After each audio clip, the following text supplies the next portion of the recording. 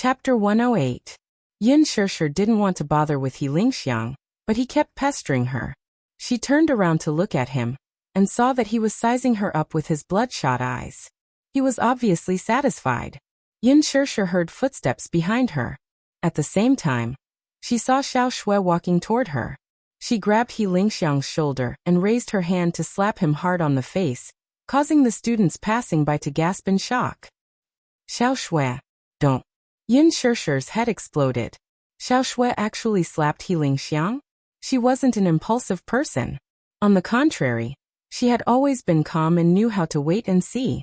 However, she didn't know why, but when it came to Yin Shishir, she couldn't calm down no matter what. She was especially enraged when she saw the lecherous man holding on to Yin Shishir's arm and refusing to let go. With a slap, He Lingxiang was thrown to the ground in a sorry state. He propped himself up and spat out a mouthful of blood. 2 of his teeth had been knocked out. His face was flushed red with anger at once. Yin Shishir saw this and her heart was suffocated for a moment. Xiao Shui used to be a black belt master in the Taekwondo club. Damn it! How dare you hit him? The producer at the side scolded and quickly helped He Lingxiang up. His fierce eyes swept in the direction of Yin Shishir and Xiao Shui. The onlooking female students didn't expect Xiao Shui to hit him without saying a word. They also didn't expect to provoke such a powerful person. They immediately turned around and rushed to find the teacher to save the situation. However, Xiao Shui was fearless. Why would she be afraid of their provocation? She was still young and was just an overseas student who had returned to the country. She hadn't experienced the bloody storms of society, so naturally, she didn't know what the identity of the man in front of her meant. She wasn't afraid. This was a lawful society and this was a school. How could they let some shady people endanger the safety of students? Shishir, are you okay? Did he do anything to you? Xiao Shui turned around and looked at her nervously. Let's go. Yin Shishir didn't even think about it, and didn't intend to stay any longer. She hooked her finger, and Xiao Shui nodded knowingly. Just as she was about to take a step forward, the 2 men rudely blocked their way, their faces full of malice.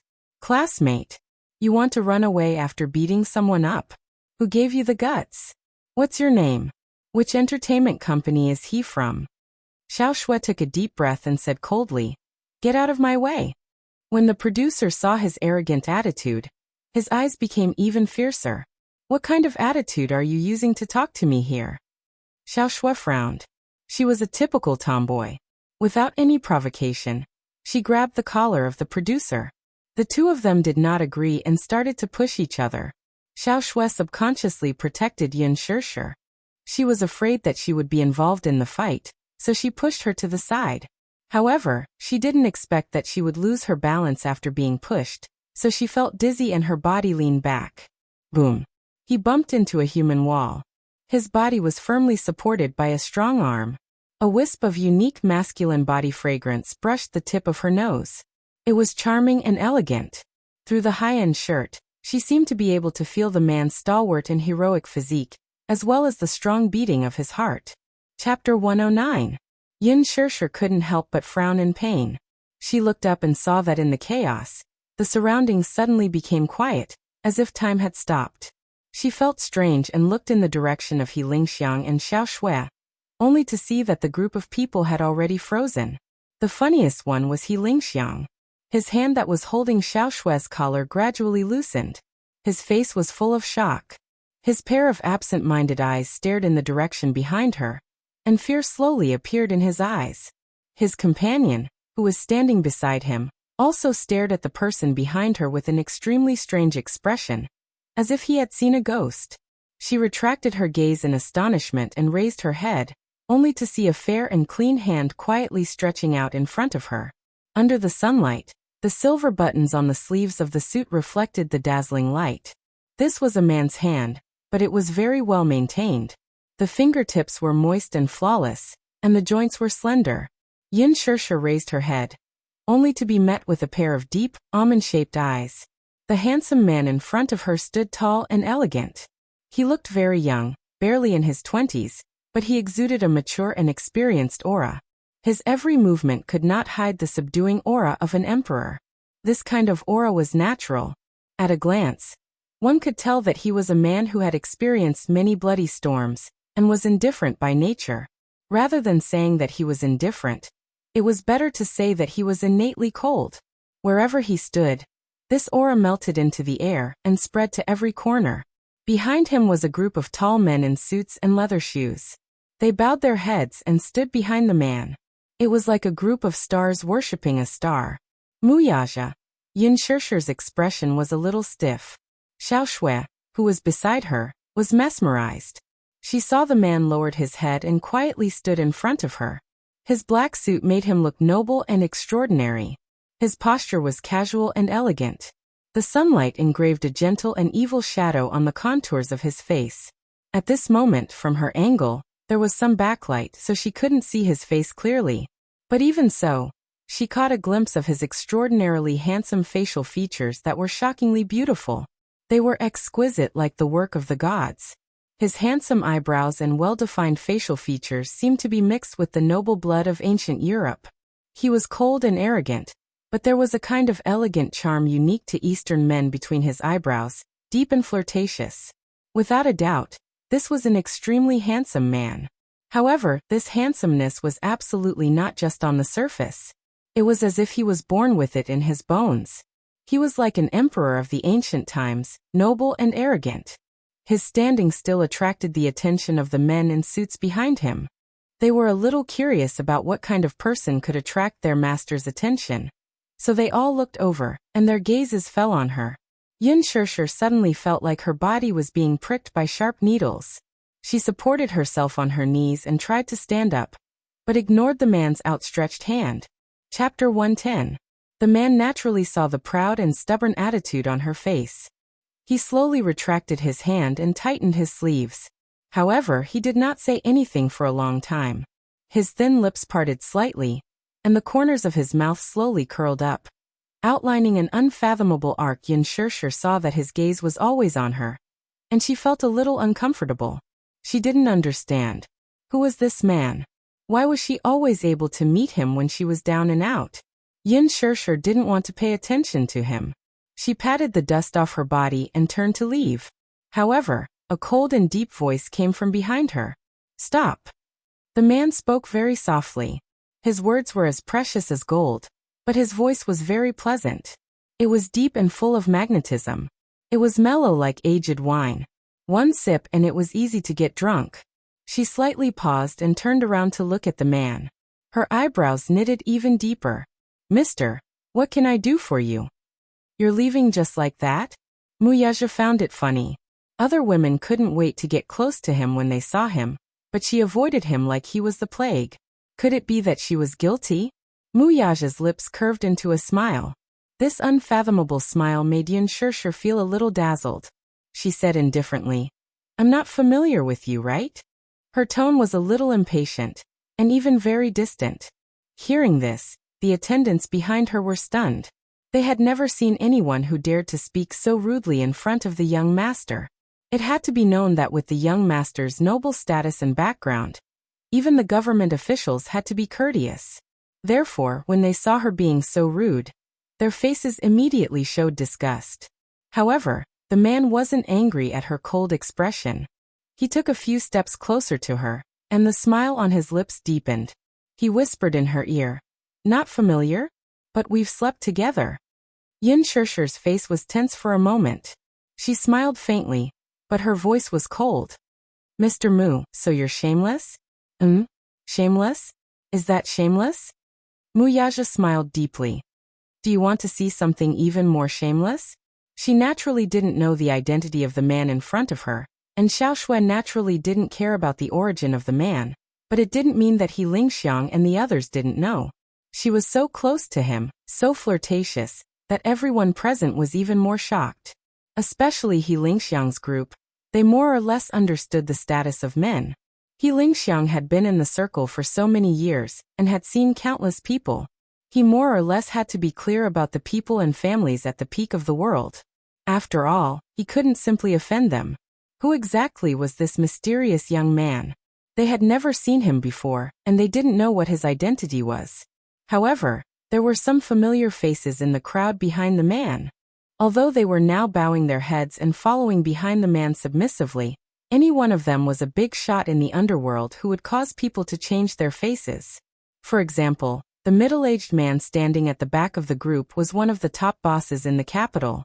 He was in charge of the businesses of several groups and supported several groups of forces. He was the current master of the capital's underworld, and his words were absolute. Chapter 111. In this day and age, there weren't many people who did business with clean hands. The reason why they were able to rise miraculously in the business world in the past 2 years was that they had some kind of unclear relationship with the underworld. It was said that a few of them had made a fortune by smuggling, and now they were doing very well. Among them, there was no lack of high-ranking officials and leaders from other provinces, and even the government. Most of them had great power in Jingdu, but they were rarely seen. All of them held great power, and were important. As for the few tall men standing in front of the crowd, after He Lingxiang recognized them, their faces couldn't help but turn pale. These people were from the Mu family. The Mu family was a famous and huge family. They were also the descendants of the largest family in the country, and even in Asia. However, He Lingxiang did not know anything about his background. It wasn't that he didn't have enough information, but with his status, he didn't have the right to ask. This family could be said to be secretive in the underworld, never revealing their talents. He only heard that the Mu family had a big business, and the forces under them were both from the underworld and the underworld. Years ago, the Mu family had established Dishing Financial Group through bleaching, and the industry chain under their name was entrenched in the global financial industry. The outside world called this low-key but prominent family business the Mu Empire. Whether it was in the country, Asia, North America, or some countries in Western Europe, the Mu family's power spanned across the board, and was the revered leader. With the Mu family's century-old business and foundation, people who weren't in charge of the Mu family didn't know how vast the Mu family's business was. He only heard that a few years ago, a country had run into the Mu family's gun because of some political conflict. That year, Dishing Financial Group withdrew all its investments from the country's industries and cancelled all long-term transactions. This caused the country's economy to rapidly regress to the pre-liberation era. The country had no choice but to tighten its belt and learn to be a better person. Each of these big shots could shake the earth and shake the mountains, but now, they were all standing respectfully behind the man. He Lingxiang only felt fear toward the identity of the man in front of him.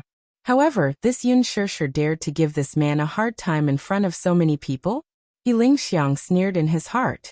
Wasn't this a slap to his face in front of so many people? She was afraid that her end would not be pretty. His heart was filled with pride. Sure enough, he saw a fierce-looking, cold-faced man in the crowd about to step forward and teach this girl who didn't know what was good for her. However, when he raised his head, he saw that his master had turned his face slightly. His expression was extremely cold, and that gaze contained a hidden warning. His heart trembled, and he immediately understood. He immediately retreated without batting an eyelid. They didn't understand the man's intentions. The young girl in front of him was neither a relative nor a friend, yet she kept giving him attitude. This was clearly a great disrespect to the boss. However, the boss did not seem to be angry at all. Could it be that their master's iron tree had blossomed? Boss, who had never been interested in women, was finally enlightened? One had to know that the boss was young and full of vigor. He was in the prime of his life, but he had always been cold and unfeeling. Chapter 112. There were rumors and slanders about him. Although he had a fiancée in name, they seemed to be in love with each other. Some people even speculated that there was something fishy about his sexual orientation. Otherwise, there was a problem in that area. However, these were all just people's guesses. There were also rumors that his fiancée was infertile. Mu Yichen's biological mother was someone else. Grandpa Mu had been anxious all these years. He was so anxious that his hair had turned white. Firstly, Grandpa Mu placed great importance on passing down the family line. There were 3 ways to be unfilial, and having no descendants was the worst. He was the only one left in the Mu family. It was time for him to start a family. However, Mu Yaja had not married yet. Mu Wanra's so-called fiancé had become a joke. Secondly, Grandpa Mu had heard a lot of rumors from the outside world, and he was annoyed by them. He had been busy looking for surrogate mothers for Muichen all these years. From international socialites to the daughters of the upper class, he had paid attention to those who were well-matched in terms of social status. However, Grandpa Mu had seen many people, but he did not like many of them. He was even more strict than the emperors in ancient times. As they thought about this, they looked at each other and exchanged a few glances. They were well aware of each other's guesses. This time, it was He Lingxiang's turn to be dumbfounded. Who exactly was Yin Shirshir? Yin Shirshir could tell that this group of people was not simple. She recognized the mayor of Jing City standing in the crowd. She had seen him in the newspaper some time ago and had some impression of him. While she was trying to figure out the man's intention, a series of messy footsteps came from not far away. There were also a few men's disdainful curses and noises. It turned out that they were He Lingxiang's henchmen, the producer, who had called them over. They rushed over as soon as they received the call. They thought that someone was causing trouble. However, when He Lingxiang turned around and saw his henchmen, his face turned pale. He turned around and glared at the producer. The producer beside him heard the commotion and knew that his henchman had rushed over. However, he frowned when he saw the situation. Yin Shirshir looked in the direction of the voice. Judging from their rude and unreasonable gait, it was not hard to tell that they had some background and were clearly relying on He Lingxiang's influence. However, when she saw the lineup at the entrance, she could not help but be stunned. Ultimately, they were not as perceptive as He Lingxiang. With his qualifications, how could he come into contact with people of such status? Naturally, he did not recognize the big shots in this crowd. Director He, who are these people? Why are they crowding around the door? He Lingxiang turned around and waved at the men in suits. Hurry up and leave. Don't crowd around here. If you disturb the director's selection, you'll have to bear the consequences. As soon as he finished speaking, he saw that everyone's expressions were calm. Seeing that He Lingxiang was standing there in a daze, he couldn't help but go up and put his arm around his shoulder. The young man smiled and said, Director He, who are these people? Could it be that these brats have eyes but failed to recognize Mount Tai, and are looking for trouble with you? He pointed at Xiao Shui. He Lingxiang's face turned even paler. He then pointed at the indifferent man standing beside Yin Shirshir. His attitude became even more arrogant. Or is it this brat? Hiss. Chapter 113. He Lingxiang smiled bitterly and shook his head. His face was unsightly as he winked at him a few times. However, this person was not enlightened. He even mistakenly thought that He Lingxiang meant the trouble caused by the black suits, and his heart was filled with anger. Hey, I told you not to crowd around here. Didn't you hear me? After he finished speaking, he took the lead and rushed over. Just as he was about to put his hand on the man's shoulder, he saw that the handsome man did not avoid him. He stood there arrogantly and did not even look at him. At that moment, the assistant only saw a black shadow flash in front of him. Before he could understand what was going on, his wrist was firmly grabbed by the man who rushed out from the crowd. A heart-wrenching pain came from his wrist. With a twist and a turn, his entire body was thrown into the air. He was thrown a few meters away by a huge force and slammed heavily into the wall, causing it to crack. The assistant fell to the ground in a sorry state. He felt a surge in his chest and vomited a mouthful of blood. He immediately rolled his eyes and fainted. Yin Shirshir was shocked. When Xiao Shui saw this, she could not help but be shocked. She took a step forward and wanted to bring Yin Shirshir back to her side. However, at that moment, she saw a man who was not tall but had a shocking aura slowly walk out from the crowd. The man stood still and scanned the surroundings with his eyes that were as sharp as a blade. His voice was thick and dignified. What kind of trash are you? Do you think you have the right to act rashly in my territory? When these words came out, He Lingxiang and the rest were so shocked that they immediately knelt on the ground. Their bodies were trembling and they did not dare to make a sound. The one who spoke was Lin Xiaojing, the leader of the Qingyang gang, one of the most powerful men in the capital. Speaking of Lin Xiaojing, his position was not shallow. He could be considered the leader of the Qingyang gang in Beijing. Now most of the organizations in Beijing were completely controlled by the Qingyang gang. Many management companies in the entertainment industry had some background in both the underworld and the underworld. The Qingyang gang supported several management companies. The headquarters of the Qingyang gang was located in the capital and had many branches. It had hundreds of thousands of members, which showed its influence. Lin Xiao was the head of such a gang, which meant that he was the highest leader of the gang. This area was nominally under his jurisdiction. Therefore, for someone to cause trouble in his territory, let alone in front of a big shot from the Mu family in the capital, this was an act of insubordination. He glanced at He Lingxiang Yuan, who was kneeling on the ground silently, and asked, "What's your name?" He Lingxiang was shocked. He was terrified of Lin Feng's threat. Suddenly he thought of something. He raised his head and carefully said, "Boss Lin. In fact, I am. Your voice is too soft. I can't hear you." Lin Xiaojing said impatiently. He Lingxiang closed his eyes and mustered his courage to raise his voice. "My name is He Lingxiang. May I ask?" "This is." He smiled apologetically as he carefully looked at the tall man who was surrounded by the crowd. Respect immediately appeared on Lin Xiaojing's face as he said to He Lingxiang, "Is Dishing Financial Group's chairman Mu someone of your status can inquire about?" He Lingxiang, who had always been arrogant, could not help but be shocked. He said incoherently, "Forgive me for being presumptuous, but I didn't know how to appreciate favors. I actually didn't recognize that this is Dishing Financial Group's chairman Mu."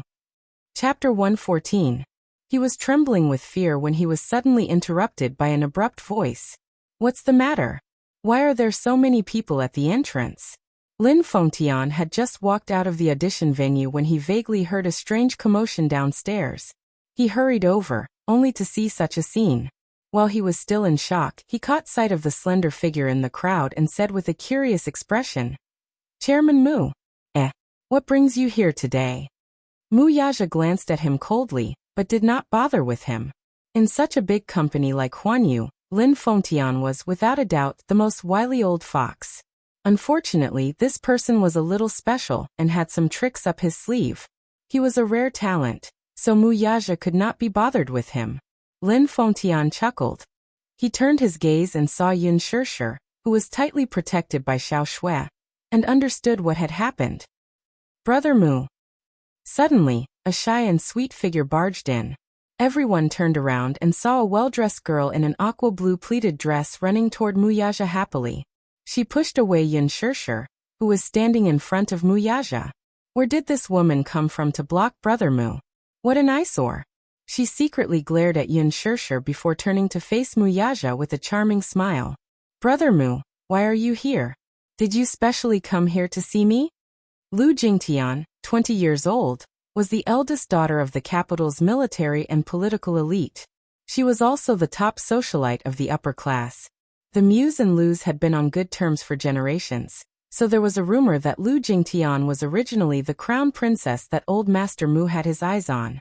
Unfortunately, the concubine had feelings for him, and the man had no such intentions. The young master of the Mu family had watched her grow up, so the two had a close relationship. Lu Jingtian, the eldest daughter of the Lu family, had a crush on the young master of the Mu family. This was no secret in the capital's rich and powerful families. Mu Yaja took great care of Lu Jingtian, doting on her no matter how trivial the matter was. He treated her like his most beloved younger sister. However, to Mu Yaja, their relationship was just that. Lu Jingtian stared at him in a daze. The name Mu Yaja had left a deep imprint in her heart. Just hearing it made her heart go numb. How much did she love this man whom she had admired since she was young? Even in her dreams, she hoped that he would take a second look at her. Alas, his eyes seemed to be looking in Yun Shishir's direction, and she could not help but steal a few more glances at him. In her heart, she admitted that this girl was very beautiful. Huanyu Corporation controlled almost half of the entertainment industry. Having followed Mu Yaja around, she could be said to have seen countless people, and had seen many beautiful women. However, what she could not help but be jealous of was that this girl's looks were different from those who were vulgar. She was delicate, elegant, and natural, without a trace of impurity. It was as if all the beautiful words in the world could not be used to describe this girl's otherworldly beauty. She had overheard Lin Fengtian's words not far away, and she felt even more jealous. The reason why Lu Jingtian wanted to enter the entertainment industry was none other than to appear in Mu Yaja's sight more often. Lin Fengtian was the ace director she dreamed of befriending, but she seemed to have heard that this big shot was willing to lower himself and take the initiative to sign a contract with this girl. Chapter 115. At the thought of this, panic flashed across her heart. Seemingly wanting to establish her high and mighty status, she immediately turned to face Muyaja with a smile. "Brother Mu, why are you ignoring me?" Muyaja lowered his eyes slightly and finally saw her for the first time with his slightly cold eyes. "Director Lin is here today too. He's a judge. Why don't we have coffee together after this audition?" Lu Jingtian naturally hooked her arm around his. Her coquettish tone sounded very intimate to outsiders. She deliberately raised her voice, for no other reason than to announce in front of everyone that she had a close relationship with the most respected young master of the Mu family, the most prestigious family in the capital. Earlier in the audition waiting room, there was actually a newcomer who did not know what was good for her. Now, she was silently announcing her illustrious status. In the crowd, Yin Na's eyes flashed with horror. This girl actually has connections with the rich and powerful of the upper-class society? Naturally, she did not know who Muyaja was, but she recognized the mayor of the capital. Now that she saw him standing respectfully behind that tall and handsome man, who was actually close to that girl, she could not help but wonder why he was so close to her. She could not help but shudder. Earlier in the waiting room, she seemed to have caused trouble for this girl. Could this Lu Jingtian be planning to take revenge on her? Muyaja naturally saw through her vanity, but he did not expose her. "Your grandpa asked me to visit you." Hearing this, Yin Shishir's eyes darkened slightly. It turned out that this man was here to visit her. When Lu Jingtian heard this, her vanity was satisfied and she pretended to be angry. He must be here to let you talk about me again. Grandpa has always disapproved of me entering the entertainment industry, but I love acting. Brother Mu, this is my dream."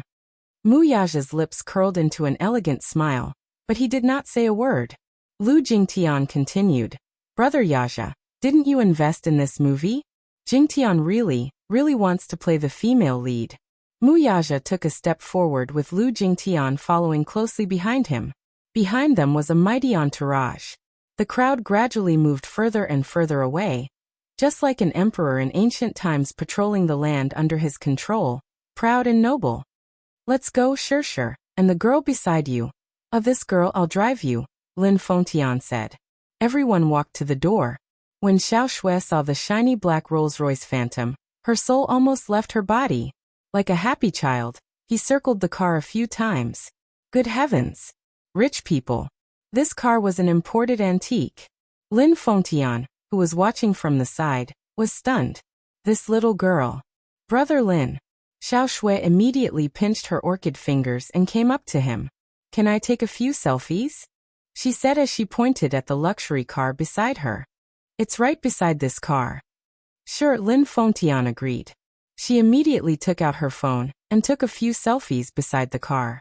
She put on all kinds of coquettish expressions, but in the eyes of others, she was all kinds of flirtatious. "All right. Get in the car first," Lin Fengtian said to Yin Shishir. Okay. Xiao Shui, on the other hand, was very excited. She happily got into the back seat first, leaving Yin Shishir behind. Yin Shishir could not help feeling a little flustered. Everyone got into the car one after another, but no one noticed the pair of eyes watching them from behind. Those eyes were filled with evil thoughts. Chapter 116. This Yin Shishir was really capable. But so what? Wouldn't it be more fun to sleep with a woman that the big boss had his eyes on? What kind of person was Muyaja? Why would he fall for a newcomer with no status or background? The entertainment industry was full of talents, and there was never a lack of beautiful women. With Muyaja's status, what kind of woman wouldn't come and go as he pleased? The women that Muyaja played with, the leftovers would be pretty good too. As he Lingxiang thought evilly, he fiercely clenched the stack of Yin Shishir's information in his hand. Suddenly, his thoughts were interrupted by a delicate voice from the side. Hello, may I ask if you are Director He Lingxiang? He Lingxiang turned around and saw Yin Na with no makeup on. Yin Na had just washed off all the makeup on her face, and it actually looked cleaner. Even though her face was still slightly swollen, It didn't stop others from judging her beauty. Yin Na's beauty was different from Yin Shishir's naivety and pure beauty. She was flirtatious, like a seductress who charmed the emperor in ancient times. If she were to play a character like Daji, she would definitely be pleasing to the eyes. She was petite and wasn't as tall as Yin Shishir. Her fair little face, coupled with her shy and timid appearance, made her look even more fragile. Yin Na had unintentionally catered to his tastes. He Lingxiang had recently liked this kind of taste. The moment he saw her, the look in his eyes changed. Seeing that he didn't say anything, Yin Na was naturally pleased. Under the attack of her expression, very few men could resist. So what if he Lingxiang had been on the battlefield for a long time? Wasn't he still tempted at the sight of women? Director He, my name is Yin Na. I'm a professional at an art school. I admire you very much. You are a very talented director. Oh right, I saw your movie, Blood Rose, last year. It's still the greatest movie in my heart. Blood Rose. Bad script, bad production, and bad reputation. How could a shoddy movie make her feel like she had found a treasure? The meaning of her words was self-evident. Yin Na wasn't someone from the entertainment industry. She only knew that He Lingxiang was of a similar status, but she didn't know about his misdeeds. Therefore, she didn't know how ignorant her actions were. How could He Lingxiang reject a woman who threw herself into his arms? It just so happened that he had nowhere to vent his anger this afternoon. He intimately approached her, grabbed her wrist, and pulled her into his arms. Under the cover of the tree, his hand wantonly attacked the softness in front of her chest. He lowered his head and bit her ear. Ah! Yin Na pretended to be flustered like a startled bunny, and her hands powerlessly pushed against his chest while the surprise in her eyes couldn't be concealed. Director He Yu. There was a faint fragrance on her body, which made He Lingxiang's blood rush to his head, and he was a little dazed. From the looks of it, this girl was still a virgin? He Lingxiang was not a man who would reject anyone, but he was very satisfied with Yin Na. Didn't you say that you admire me the most? He Lingxiang was very satisfied with her performance as he said the most vulgar words. You sent yourself to my doorstep and said these words. If others heard this, I'm afraid they would think that I have an ulterior motive. Yin Na kept the meaning of his words a secret. At this moment, the two of them were close together, and the changes in their bodies made each of them understand what the other wanted. She was a little afraid. The entertainment industry was like a tiger's den, so how could she not be afraid? However, when she thought of Yin Shishir's smug look and how she might be able to pass the audition, clinch the female lead role in this movie, and step into showbiz with glory, her heart was filled with jealousy. Jealousy was like an evil demonic branch, entrenching her heart, causing her to begin to use every means possible to achieve it. Director He, it's not convenient to talk here. Why don't? Yin Na smiled charmingly. Let's go somewhere else? Okay. He Lingxiang was naturally waiting for this sentence. Chapter 117. Huanyu Tower. A man stood by the window, his tall and straight figure proudly overlooking the rows of tall buildings outside. His pair of handsome eyes were deep and distant. Earlier, the board of directors had a heated confrontation over the female lead of The Green Apple. This time, the female lead had already been decided internally. The audition was just a publicity stunt for the movie's release. However, Lin Fengtian was absent from this meeting. Over the phone, his stance was very clear. He had taken a liking to Yin Shishir, and had decided to support this newcomer with outstanding qualifications. The investors and producers were in an uproar when they heard this and voted against it unanimously. Lu Jingtian had already been decided as the female lead. How did an unknown newcomer appear out of nowhere and mesmerize Lin Fengtian? When Lin Fengtian heard that Lu Jingtian had been decided internally, he immediately said that he would not continue filming. The art of film which he pursued was now in such a foul state. He was so angry that he said that it had to be Yin Shishir. When the executive director said that he would not continue filming, the production team was collectively dumbfounded. They lined up to apologize to Lin Fengtian. The script was good, but Lin Fengtian's influence was not to be underestimated. If they lost him, this movie would be nothing. Without him, the box office appeal would collapse by half. The meeting ended on bad terms. Lu Jingtian, who was standing at the side, had also witnessed the actress's audition. Recalling that breathtakingly beautiful scene, she could not help but feel a little jealous. This person called Yin Shirshir had skillfully portrayed Yin Xiaochuan's most essential innocence and beauty with her skillful acting. She was originally quite satisfied with her audition performance, but now that she saw it again, it was obvious who was better. Her crying scene was too pretentious. Humph. She's quite opportunistic, huh? Lu Jingtian said indignantly. She raised her head to look at Mu Yaja and asked in a half-aggrieved and half-tentative manner. Brother Mu, you'll definitely get the female lead role in this movie. It's for Jingtian, right? Mu Yaja lowered his head to look at her without saying a word. She quickly tugged at his arm and coquettishly said, Brother Mu, I really like this novel. It's my biggest dream to play the role of Yin Xiaochuan. Brother Mu, this is a small wish. You can't satisfy me? Mu Yaja pulled his hand out without a trace. His tone was calm but slightly indifferent. Jingtian, I dote on you because your grandfather asked me to. But for me, I have a clear distinction between public and private matters. The movie was released by Huanyu. I'll invest, but I won't ask about the main character. Brother Mu. Lu Jingtian's face flushed red as she choked on her words for the first time. She knew that the lead actor would be chosen by the director, but that was not the case in the entertainment industry. Usually in a movie, the director rarely had the right to speak. Even a director as arrogant as Lin Fengtian had to consider the investors of the film. Huanyu was this movie's biggest investor, so it was needless to say how much power the company had. Mu Yaja returned to his desk and said lightly, You're not a child anymore. I won't indulge you every time you act coquettishly. Brother Mu, get out. Mu Yaja lost his patience and coldly ordered. Lu Jingtian was startled.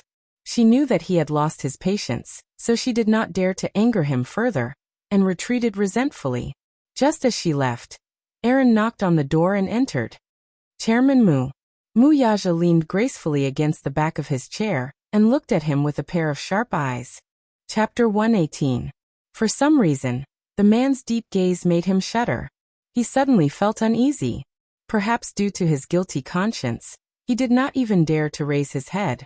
This man stood at the pinnacle of power. With a wave of his hand, he could turn the world upside down. His king-like aura seemed to be innate and intimidating. He, on the other hand, had betrayed this terrifying man until now he was still in a state of shock. If the president found out that the investigation report had been tampered with, he would personally eliminate him. Just as he was lost in thought, Mu Yaja looked up and called, Aaron. Yes, Mu Yaja asked with a half-smile. How long have you been with me? Boss, I've been with you for 4 years, he answered submissively. Mu Yaja replied faintly, I valued you back then because of your outstanding ability. You said you wouldn't let me down. Yes. I was groomed by you, boss, and I'll be loyal to you for the rest of my life. Mu Yaja nodded and raised his hand with an unfathomable expression. There was a group photo between his fingers. Aaron carefully took the photo, and saw the silhouette of a child walking out of a kindergarten with a small school bag. Despite the distance, the child's facial features were clearly presented in terms of angle and resolution. At first glance, the child was 99% similar to Mui Chen. Whether it was their eyebrows, facial features, or even their mannerisms, the two children seemed to be carved from the same mold. Could there be two identical leaves in the world? This photo was taken by a private investigator hired by Mu Yaja. When the old man received the photo, he rushed to Mu Yaja's office in a fit of rage. He pointed at him and fumed. Bastard! You have an illegitimate child outside? Are you trying to anger me to death? No wonder you're unwilling to marry Ro. Do you have other women outside? Mu Yaja was also stunned when he saw the photo. It was no wonder Grandpa Mu was so furious. This child was too similar to him. Especially that pair of eyebrows, which seemed to have perfectly replicated his silhouette. Bloodline was a very mysterious thing. It couldn't be hidden from anyone's eyes. There was no doubt that this was his flesh and blood, and he even disdained to use other methods to verify it. There would be a mystical connection between father and son. It could be said that it was telepathy, but it was hard to explain. It was a kind of bond that dissolved into the blood and bones. This child had been hidden by that woman for as long as 6 years? What were her intentions? Could it be that she coveted glory and wealth, and wanted to marry into a rich family with her son? But she didn't seem like a despicable woman. Muyaja had also investigated the woman's background.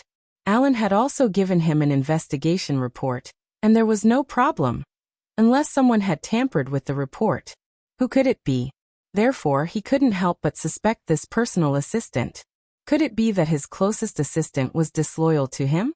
As Muyaja looked at him with a hint of scrutiny, Alan's back turned cold. It wasn't that he hadn't seen the president's methods before. He was extremely vicious. He didn't even dare to imagine what would happen to him if the president saw through his tricks. Alan, I'll give you one more chance. Give me a satisfactory answer. Chapter 119. As Aaron was leaving the office, he bumped into Mu Wanru, who was standing outside the door. Mu Wanru had been standing outside the door for a long time, and had overheard much of their conversation. Her face was now ashen, and she looked terrible. His expression changed slightly as he exclaimed, "Ma'am, shut up." Mu Wanru glared at him fiercely. She went forward to cover his mouth, pushed him to the assistant's office, and quickly locked the door. Bang. Aaron stood there helplessly. Mu Wanru was trembling all over.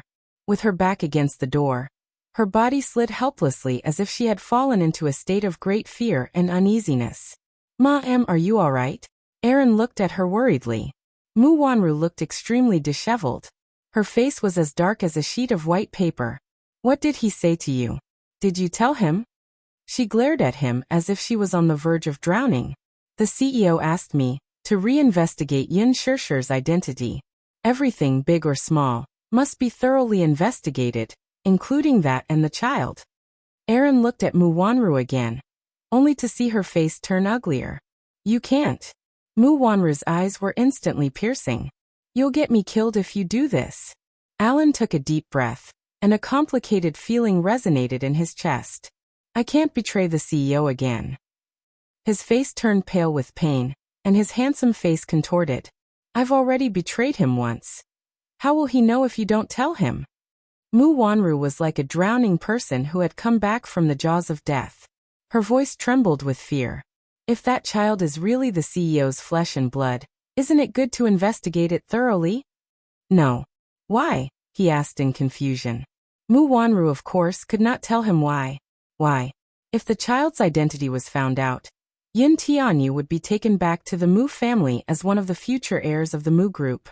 This woman would definitely rise in status, because of her son. She was Grandpa Mu's 1 in a million pregnant women. She had excellent conditions. What was even more frightening was that she had given birth to 2 sons for the Mu group. On the other hand, because of her congenital infertility, she was unable to give birth to a son or daughter for the Mu family. Therefore, her position as the young mistress of the Mu family was not secure. The rich and powerful families were deeply rooted and intertwined. If they did not have children to support them, they would not be able to consolidate their position. The only reason why she could do whatever she wanted in the Mu family was because of Grandpa Mu's love for her. However, no matter how hard she tried, she was still unable to enter Muyaja's heart. The only reason Muyaja agreed to marry her was because of Grandpa Mu's order. He could not go against it. However, Old Master Mu's health was deteriorating year by year. Now, in order to enjoy the rest of his life, Muyaja was slowly taking control of Dishing Financial Group. What if he was no longer around? Would she still have a place in the Mu family? Would she be chased out of the family just like that? By then, it was not impossible for Yin Shirshir to rise to the top by relying on her son. The scariest thing was, if Grandpa Mu were to find out about Yin Tianyu's identity, he would definitely make him acknowledge his ancestors. Given his means, he would definitely investigate Yin Shirshir's background thoroughly. If the incident from more than a decade ago was involved, what would happen when Grandpa Mu learned that she had snatched Yin Shirshir's jade and had been impersonating her for more than a decade? Thinking of this, Mu Wanru shuddered. "Don't investigate. If you do this, you'll destroy me." Mu Wanru covered her face haggard and sobbed helplessly. She was weeping like a pear blossom in the rain, but in her heart, she was viciously cursing. Chapter 120. D****. She was too slow. This Yin Shirshir, B***tch. B*tch. Why did it have to be her?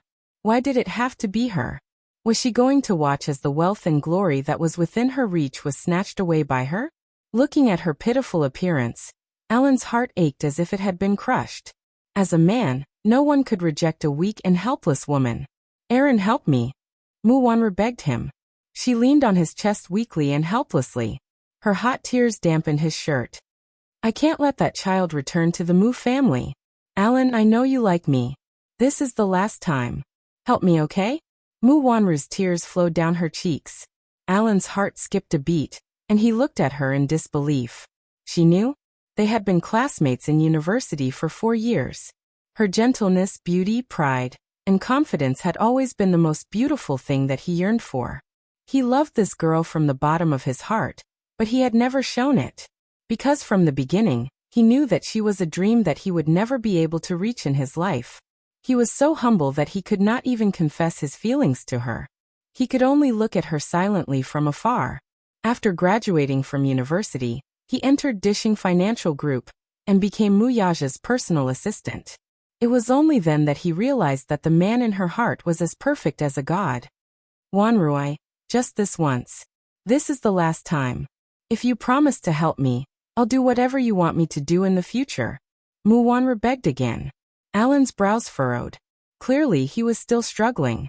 Mu Wanru gritted her teeth. She placed her hands on his shoulders, stood on her tiptoes, and kissed him on the lips. Alan was shocked. His body was as stiff as a rock. Mu Wanru pressed her lips against his and said softly, Is this enough? Wanru, don't talk. Hug me. Mu Wanru kissed him on the lips again. Her seductive body was pressed against him, and her seaweed-like hair was tangled together. Mu Wanru's exquisite figure stretched out seductively. She was very coquettish.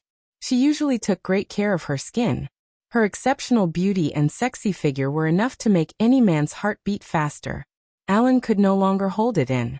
He fell into the fatal trap of gentleness. He lost himself to it. He closed his eyes and followed the most honest thought in his heart. His hands hugged her shoulders, and he traced her charming back. In the office, an incestuous scene. However, neither of them noticed that in a hidden corner of the ceiling, there was a mini pinhole camera hidden in the ceiling. In the evening, Guxingza sent Yin Shishir home. Yin Shishir did not have a decent gown for tomorrow night's cocktail party. Therefore, Guxingza gave her a gown. She was embarrassed to accept it, but Guxingza felt that she was too polite and smiled. Silly girl, tomorrow night's cocktail party will be a special event. Many gold medal producers and directors from the film festival will be there. Don't tell me you want to wear this school uniform and parade around as my female companion? Yin Shishir did not know whether to laugh or cry at his words. All right, don't be so polite with me. If you can sign the contract successfully, remember to treat me to a meal. Guxingza made a condition. Yin Shishir agreed readily. Well, 6 yuan worth of spicy hot pot. It was not that she could not afford it. Chapter 121. By the time Yin Shishir returned to the Yin residence to fetch Yu, it was already 8 p.m. She had already informed Yin Yeching in advance, but the atmosphere in the living room was still tense. When Li Qin saw Yin Shishir return, she hurriedly went up to her. Have you seen your younger sister? She's still not back yet. I'm so worried. Why would I see her? Yin Shishir pretended to be confused. In fact, she had seen Yin Na today. However, this had nothing to do with her. She could not be bothered to report it to Li Qin. When Yin Yeching saw her return, he hurriedly went up to her and asked about her well-being, which caused Li Qin to glare at him. Looking at Yin Shishir and thinking about her daughter who had yet to return home, she immediately exploded. Yin Yeching, you're really a good father. You're so concerned about this wild seedling, but your biological daughter is still not back yet, and I don't see you asking more about her. Yin Yeching's face turned ashen when he heard this. Who are you calling a wild seedling? Also, I'm worried that Nana isn't back yet. What are you talking about? The two of them started quarreling. Yin Shishir did not want to be involved in such a quarrel, and walked toward her room calmly. However, she was stopped by Li Qin behind her. Stop right there. Yin Shishir turned her head in a lukewarm manner. What's the matter? Li Qin noticed the exquisite packaging in her hand. Armani. How could she, who shopped in shopping malls all year round, not know about this international luxury brand? Her eyes almost popped out of their sockets. How did she have such an expensive item? Where did you get this dress? It's none of your business. With that, Yin Shirshir walked into her room without looking back. Li Qin was so angry that she almost had a stroke. This wild lass was looking down on her more and more. What Armani? To me it's just a cheap knockoff. That night it suddenly rained.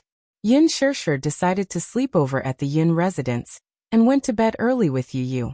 At midnight, there was a sudden rainstorm outside the window. Lightning flashed and thunder rumbled. Yin Yeqing and Li Qin were worried when Yin Na did not return for a long time, so they decided to report the matter to the police. The two of them hurriedly prepared to rush over. But they heard a strange noise outside the door. They hurriedly rushed over, only to see Yin Na leaning against the door weakly. They did not know how long she had been standing outside the door. Her hair was drenched, her clothes were slightly messy, and her face was strangely flushed. "Mom!" she cried out in a low voice, her voice trembling as if she had suffered a great grievance. Then a line of tears flowed down her cheeks. Li Qin felt as if a knife was being twisted in her heart. "What's wrong? Nana, come in first." Yin Na was helped into the living room, and leaned weakly against the back of the chair. Tears rolled down her cheeks like pearls from a broken necklace. Li Qin looked at her anxiously, her heart aching. "Nana, what's wrong? Tell me who bullied you." Yin Na continued to weep but didn't say anything. Right now, her intestines were probably green with regret. This He Lingxiang looked dignified on the surface, but he was actually a beast in human clothing, and a beast among beasts. This afternoon, He Lingxiang brought her to a private clubhouse. She thought that she had hooked up with a big tree and was feeling complacent. If she could gain his favor, she might be able to step into the entertainment industry with glory, and no longer have to look at Yin Shirshir's eyes. Chapter 122. If she could rely on such a backer, her acting career could be said to be unstoppable. Yin Na naively thought that He Lingxiang was bringing her to meet some producer. After all, he had a lot of connections. Little did she know that she had entered a wolf's den of debauchery. She did not want to recall what had happened tonight. She only remembered that before He Lingxiang sent her home, he gave her an invitation and whispered in her ear, "I heard that Gu Xinghe has invited your sister to attend Huan Yu's annual gala tomorrow night. You should attend this gala too." As he said that, a smile with ulterior motives appeared on his face. "Tomorrow night, you and your sister will serve me well. Don't worry, I'll give you benefits." Just imagining the scene of sex was enough to make He Lingxiang impatient. The feeling of having two beautiful sisters together was self-evident. Yin Na suppressed her disgust and grievance and forced a smile. She did not want to be with Yin Shirshir. What if it backfired and He Lingxiang did not support her and Yin Shirshir instead? She was like a slave today, serving the bosses one by one with a smile. She had suffered great humiliation, and did not want to suffer a double loss in the end. She whined, "You're so annoying. Director He, isn't it enough for me alone? Don't worry. Little sweetheart, you're so hot. Of course, I'll dote on you the most. Don't worry, I won't fall in love with someone else." Yin Na only felt more at ease after He Lingxiang's promise. Li Qin naturally did not know what had happened to her. Seeing her in a daze, she blurted out, "Daughter, have you gone for the audition?" Yin Yeqing raised his head in shock when he heard that. "Did you say that she went for an audition again?" She knew that she had let it slip and bit her lower lip resentfully. Yin Yeqing was furious and expected better from his daughter. "I told you to study hard, but you insisted on becoming an actress? Why, did we not let you have enough to eat or not have enough clothes to keep you warm? Why do you have to ruin yourself like this?" As soon as Yin Na heard the word spoil, she immediately felt aggrieved to the point tears streamed down her face, and she immediately cried out unwillingly, "Dad, sister also went for the audition. Why don't you scold her?" "What?" Li Qin exclaimed in surprise. "She went for the interview too? How is this possible?" Her father defended her. "Your sister has always known her place. She won't step into showbiz." "Dad, you never believed me. If you don't believe me, you can ask her." Not only did she participate, she even passed. I saw her sit in a Rolls-Royce today. I don't know what tricks she used. Maybe she hooked up with some big boss. Pa. Yin Na's face was slapped to the side. Covering her face, she turned to look at Yin Yeching in shock. Her heart seemed to have broken into pieces. Dad, you hit me? Disappointment was written all over his face. Nana, how can you say that about Shirshir? She's your sister. How does your sister usually treat you? Since you were young, I've always let you have all the good food and fun things, but what about you now? Saying bad things about her behind her back. What big boss? Shirshir isn't that kind of girl. Why? Why didn't you scold her when she went for the audition? But when I went for the audition, you scolded me. Am I your biological daughter? Yin Na screamed at her father, breaking down. Chapter 123. One day, the sun shone brightly in the morning. Yu woke up early and kicked Yin Shirshir out of bed. Mommy, wake up. Yu shook her awake. Today is a special day. Get up and exercise to prepare for the cocktail party tonight.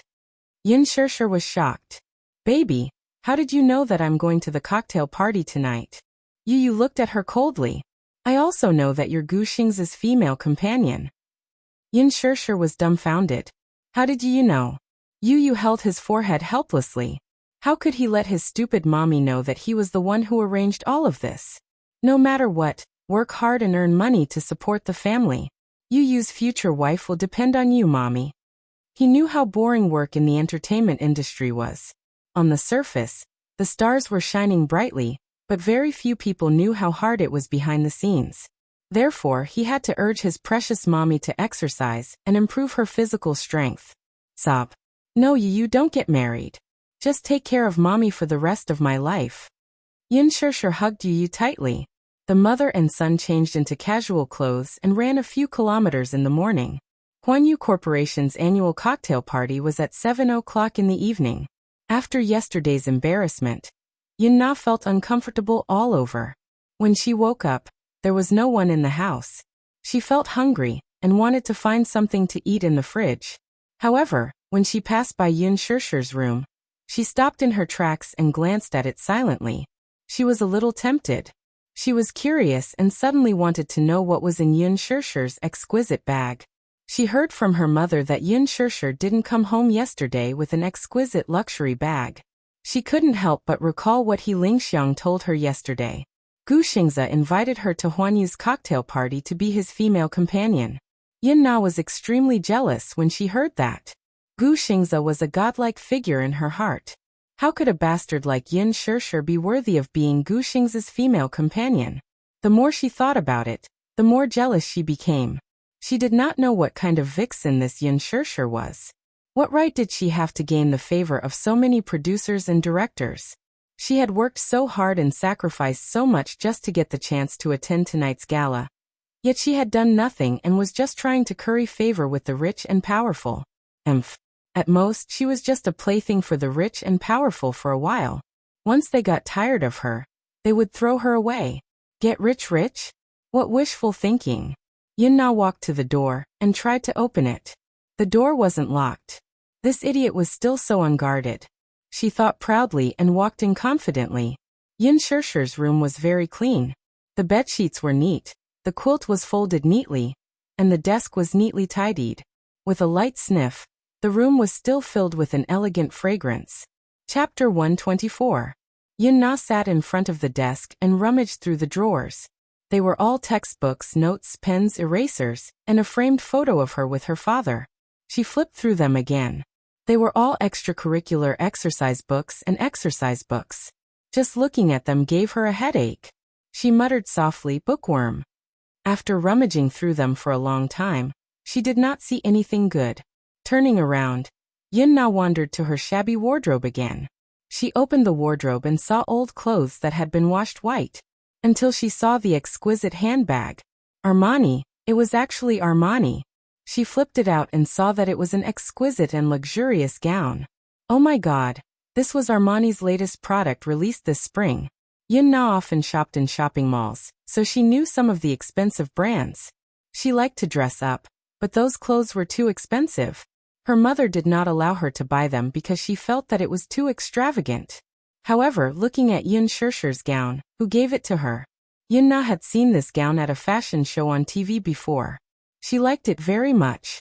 However, the price tag of 100,000 yuan shocked her. She did not expect Yin Shirshir to have this gown. An unknown jealousy was slowly twisting in her heart.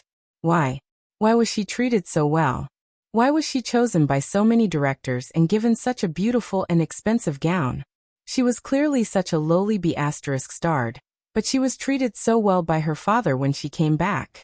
One had to know that ever since she was young, her father had never doted on her like he did on Yin Shirshir. This B***starred had snatched away the love that originally belonged to her. As Yin Na thought of this, she suddenly felt indignant. She took out the gown and changed in front of the mirror. Looking at the beautiful gown in the mirror, Yin Na curled her lips in satisfaction. She twirled a few times happily, and her heart was overjoyed. Yin Shirshir did not deserve such a good gown at all. Only she deserved to have it. Yin Shirshir was a lowly Cinderella, and she was the princess. She was worried that she did not have a decent gown for tonight's cocktail party. Yin Na folded the clothes neatly. Out of the corner of her eye, she caught sight of an exquisite little box. A brocade box that seemed to be jewelry was quietly placed in the corner of the wardrobe. Out of curiosity, she reached out to take the box and carefully opened it. A magnificent and faint blue light flashed before her eyes. She often paid attention to jewelry magazines. This was the Vicomte from Van Cleef & Arpels' Secret Garden series. It was one of a kind in the world. Yin Na sucked in a breath of cold air in shock. In the depths of her pupils, the word Vicomte lay quietly in the brocade box, emitting a bright and dazzling brilliance. So beautiful. So beautiful. It looked like a sapphire necklace, giving people a cold and elegant feeling. The necklace was actually made of countless small diamonds connected together. Such a necklace must be worth a lot of money. How could Yin Shirshir have such expensive jewelry? Such a beautiful necklace for her? What a pity. Yin Na's eyes flashed with jealousy. Why did it have to be her? Why did she have to be the one to get such a beautiful necklace? How could she be so lucky? Chapter 125. She knew that she couldn't take it away. Yin Shirshir would find out about this necklace sooner or later. However, as she gazed at the dazzling sapphire, Yin Na took a deep breath of cold air. After hesitating for a long time, she gritted her teeth hatefully and gripped the box tightly. She casually tidied up the wardrobe, returned to her previous appearance, and rushed out of the door. Yin Na was still nervous and uneasy when she entered her bedroom. She felt a little guilty, and her heart was beating like thunder. She locked the necklace in the wardrobe, and only then did she calm down. She comforted herself in her heart. Anyway, Yin Shirshir wasn't wearing it. It was a pity, so she might as well give it to her. Even if she saw this necklace in the future, there were so many similar necklaces in the world. What reason could Yin Shirshir have to say that she stole her necklace? Anyway, it was her necklace. She could just insist on it. She could just say that she bought the exact same necklace. Anyway, she just liked this necklace. She would dress up and attend the cocktail party tonight. She would definitely amaze everyone. Then, she wouldn't have to care about Yin Shirshir's attitude anymore. She must succeed. However, Yin Na still felt unusually guilty because she had done something wrong. She was afraid that Yin Shirshir would find out when she came back. She hurriedly took her clothes and necklace, called He Lingxiang, and calmly left the house. Yin Shirshir returned home from her morning exercise.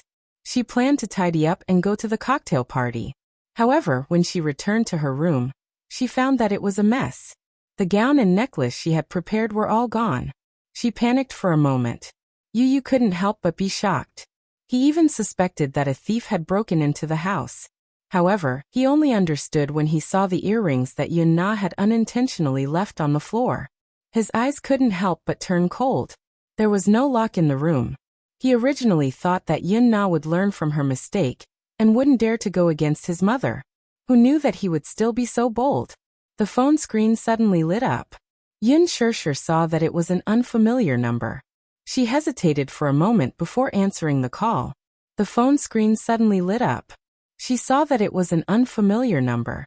She hesitated for a moment before answering the call. Hello. Shirshir, are you home?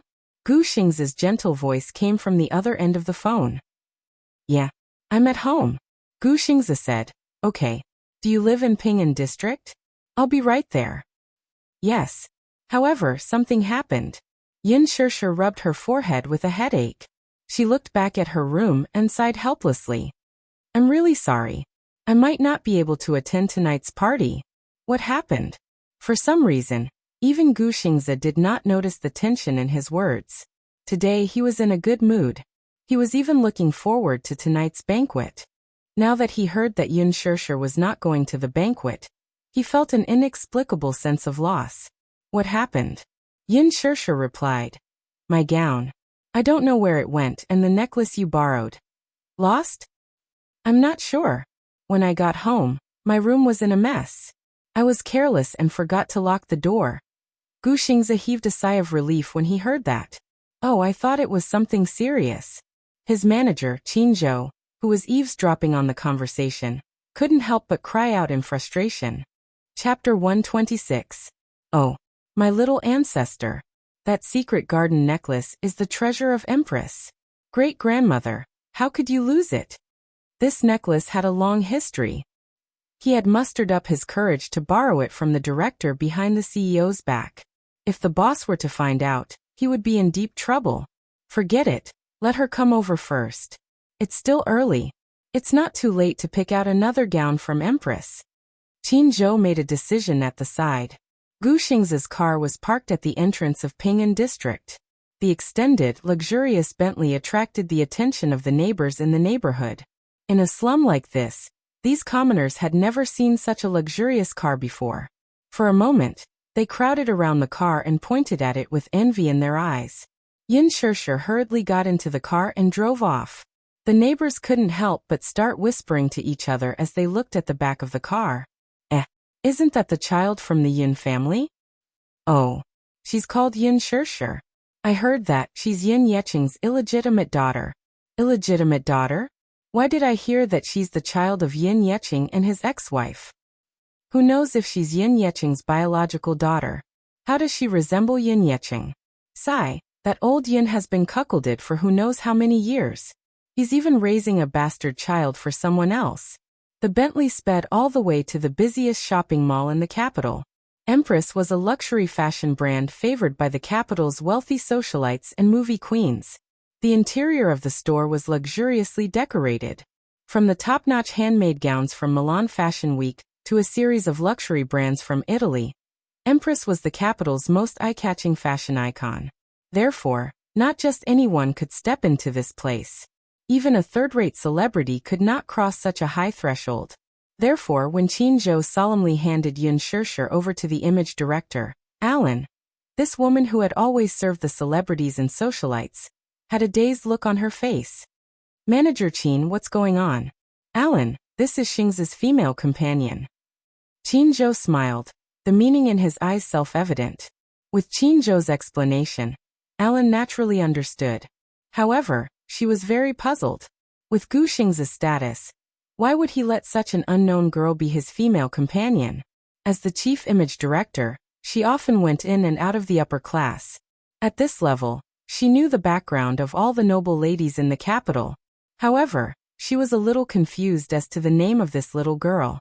No matter what, since she was Gu Xingzi's female companion, she naturally had to put in some effort. Okay, leave it to me. As Alan spoke, he turned to look at Yin Shirshir gently and said with a smile, Miss Yin, please follow me. Qin Zhou suddenly saw a closed VIP room and looked around curiously. Alan, do you have any guests?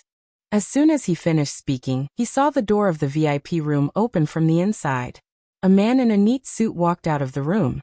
Gu Xingzi heard the commotion and subconsciously turned his head to take a look, but his body suddenly froze at that moment. It's her. In the next moment, Gu Xingzi's handsome face froze. Chapter 127. Mr. Xiao? Why are you here? Qin Zhou looked a little surprised. Xiao Dong turned his head and nodded at Qin Zhou with a fake smile. Then a beautiful and luxurious figure walked out of the room. At that moment, the huge dressing room seemed to have become luxurious and magnificent.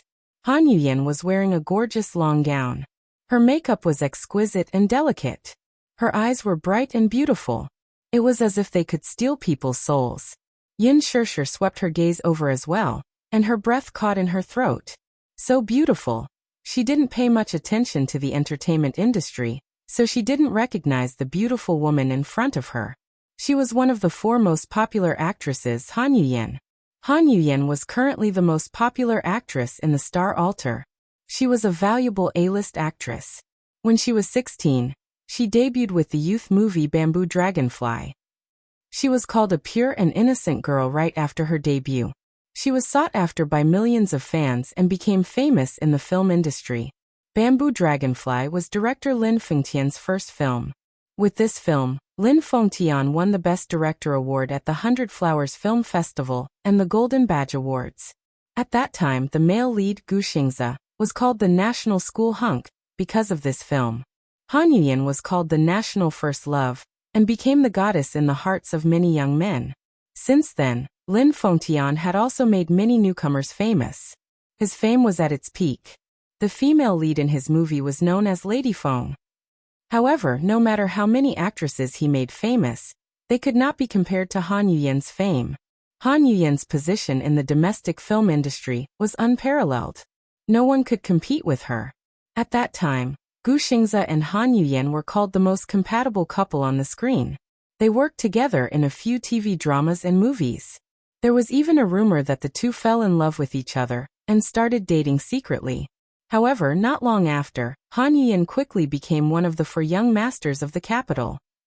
She fell in love with the young master of the Shao Financial Group. There were rumors in the circle that Han Yuyen came from a poor family and was extremely vain. She was not as pure as she appeared to be. Rumor had it that when Gu Xingze was going through the pain of losing his mother, Han Yuyen had been by his side the whole time. She had even turned down many movie offers and stayed by Gu Xingze's side. Rumor had it that Han Yuyen had indeed dated Gu Xingze for a period of time. However, she had only taken a fancy to Gu Xingze's resources and background. Their relationship had ended without any results. There were also rumors that Han Yuyen was deeply in love with Gu Xingze, while Gu Xingze only treated Han Yuyen as his younger sister. It was only after Han Yuyen had climbed up the ladder that the two of them parted ways. Alan quickly walked over to Han Yuyen and praised her with a smile. "Miss Han, you look beautiful in that outfit. You will definitely be the center of attention at tonight's banquet." Han Yuyen was elated when she heard that. However, she pretended to be reserved. She smiled sweetly at Xiao Dong in the mirror and asked, "Xiao Dong, what do you think of my outfit?" She had just finished her sentence when she didn't hear a reply for a long time. Han Yuyen was slightly annoyed. She immediately looked at Xiao Dong with a reproachful expression. However, she saw that he was staring at Yin Shirshir's back as she walked into the fitting room. When their eyes met just now, he inexplicably felt that this girl was surprisingly familiar. Chapter 128. "Xiao Dong, what are you looking at?" Han Yuyen called out to him unhappily. "Nothing." Xiao Dong quickly turned around and looked at her. She was dressed splendidly, but there was no real surprise in his eyes. "Yuyen, you look beautiful in this dress." Han Yuyen did not notice the strangeness in his words. She was immersed in his praise and swayed her body proudly in front of the dressing mirror. Qin Zhou looked coldly at the pair of despicable people and snorted at Gu Xingze. "Humph. His late wife's body is still warm, and he has already changed a few new lovers. It's not that I want to say this, but the young masters of rich families are really pushovers. I'm afraid Meng Xiaolan won't be able to rest in peace." Xiao Dong was originally married, and Han Yuyen was the third party. Their extramarital relationship had been very low-key. Not long ago, Xiao Dong's wife passed away in a car accident, and Han Yuyen finally succeeded. "Don't poke your nose into other people's business." Gu Xingze was looking at a gown when his eyes suddenly fixed on a gorgeous red gown. This gown was designed by the internationally renowned designer, Helen Swift. It was elegant red, with a light shoulder gauze and soft silk. It was exquisite, and the curves were perfect. The fluffy hem of the gown extended from the waist down. Beautiful, so beautiful. Gu Xingze had always had high standards for beauty, and his taste in fashion was not bad. "This one," Gu Xingze ordered briefly. Alan immediately walked over and took a look, but shook his head tactfully. Xingzi, this gown is the treasure of our store. Was he sure he wanted to give this gown to that unknown girl? Wouldn't that be a waste? Moreover, the designer of this gown had said that not all Asian women could do it. She saw that the girl's body was a little thin, and she might not be suitable. Moreover, even if she was suitable, if other socialites saw it, they would definitely make a fuss. After all, this gown had never been worn by anyone before. Many socialites and actresses had wanted it, but none had succeeded. Han Yuyan was also attracted by their conversation. She looked over and blushed slightly when she saw Gu Xingzi. No female celebrity in the industry could resist Gu Xingzi's charm. It was the same even for Han Yuyan, who was the A-list heavenly queen. She had once loved him deeply, but he was heartless. She had been deeply in love with him for 4 whole years. She elegantly lifted the hem of her dress and walked over. Seeing his deep gaze on the gown, she reminded him softly, Xingzi, just now, I also took a fancy to this gown. But the director said that this piece of clothing is the treasure of Empress. It's priceless. Even I was rejected. In other words, which woman was qualified to wear the clothes that even she couldn't wear? Gu Xingzi acted as if he didn't see her. He said to Alan, this one. Unlock it. Han Yuyan was annoyed that she had been completely ignored. It wasn't until Xiao Dong coughed softly behind her with a displeased expression that she turned around awkwardly. However, she saw that the man's gaze was slightly cold. Only then did she realize that she had lost her composure. Xingzi, this shirt. Gu Xingzi didn't listen to her explanation. When a piece of clothing is designed, it has to be complemented by a beautiful person. Alan, don't you believe in my taste? Alan naturally couldn't refuse. He quickly asked his assistant to unlock the display window and ordered someone to take out the gown and send it to Yun Shishir's fitting room. Chapter 129. Qin Zhou's heart was filled with anticipation. He had also taken a liking to the dress and wondered how stunning Yun Shishir would be in it. Yun Shishir quickly changed into the dress and Alan brought her into the dressing room. Xiao Dong initially wanted to leave, but Han Yuyan insisted. She wanted to see how capable this young lady was to be able to bring out the aura of the dress. Makeup, styling, accessories, high heels. It was not easy for a woman to dress up.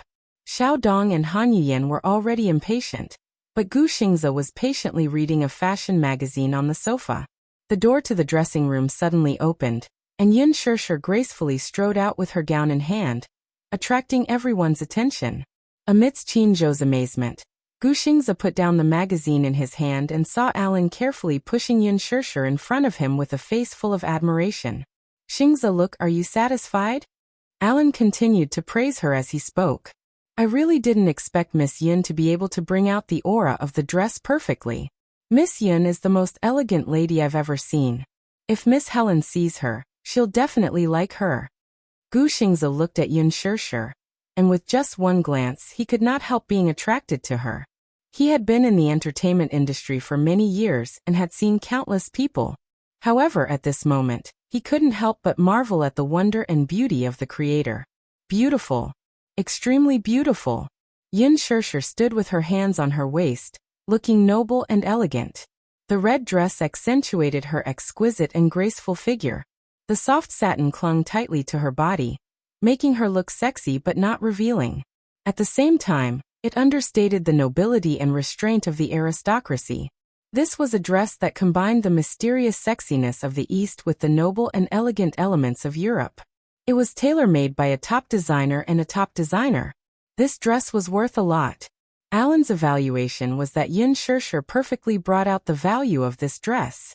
Even Gu Xingzi couldn't help but be mesmerized. He couldn't look away for a long time. As a result, Yun Shishir couldn't help but blush as he sized her up. Alan snickered in his heart. Although Second Master Gu usually looked cold and aloof, he was still a man after all. Furthermore, Yun Shishir was as beautiful as a queen. Any man would find it hard to resist her. Very beautiful. Gu Xingzi admired her for a long time, and commented from the bottom of his heart.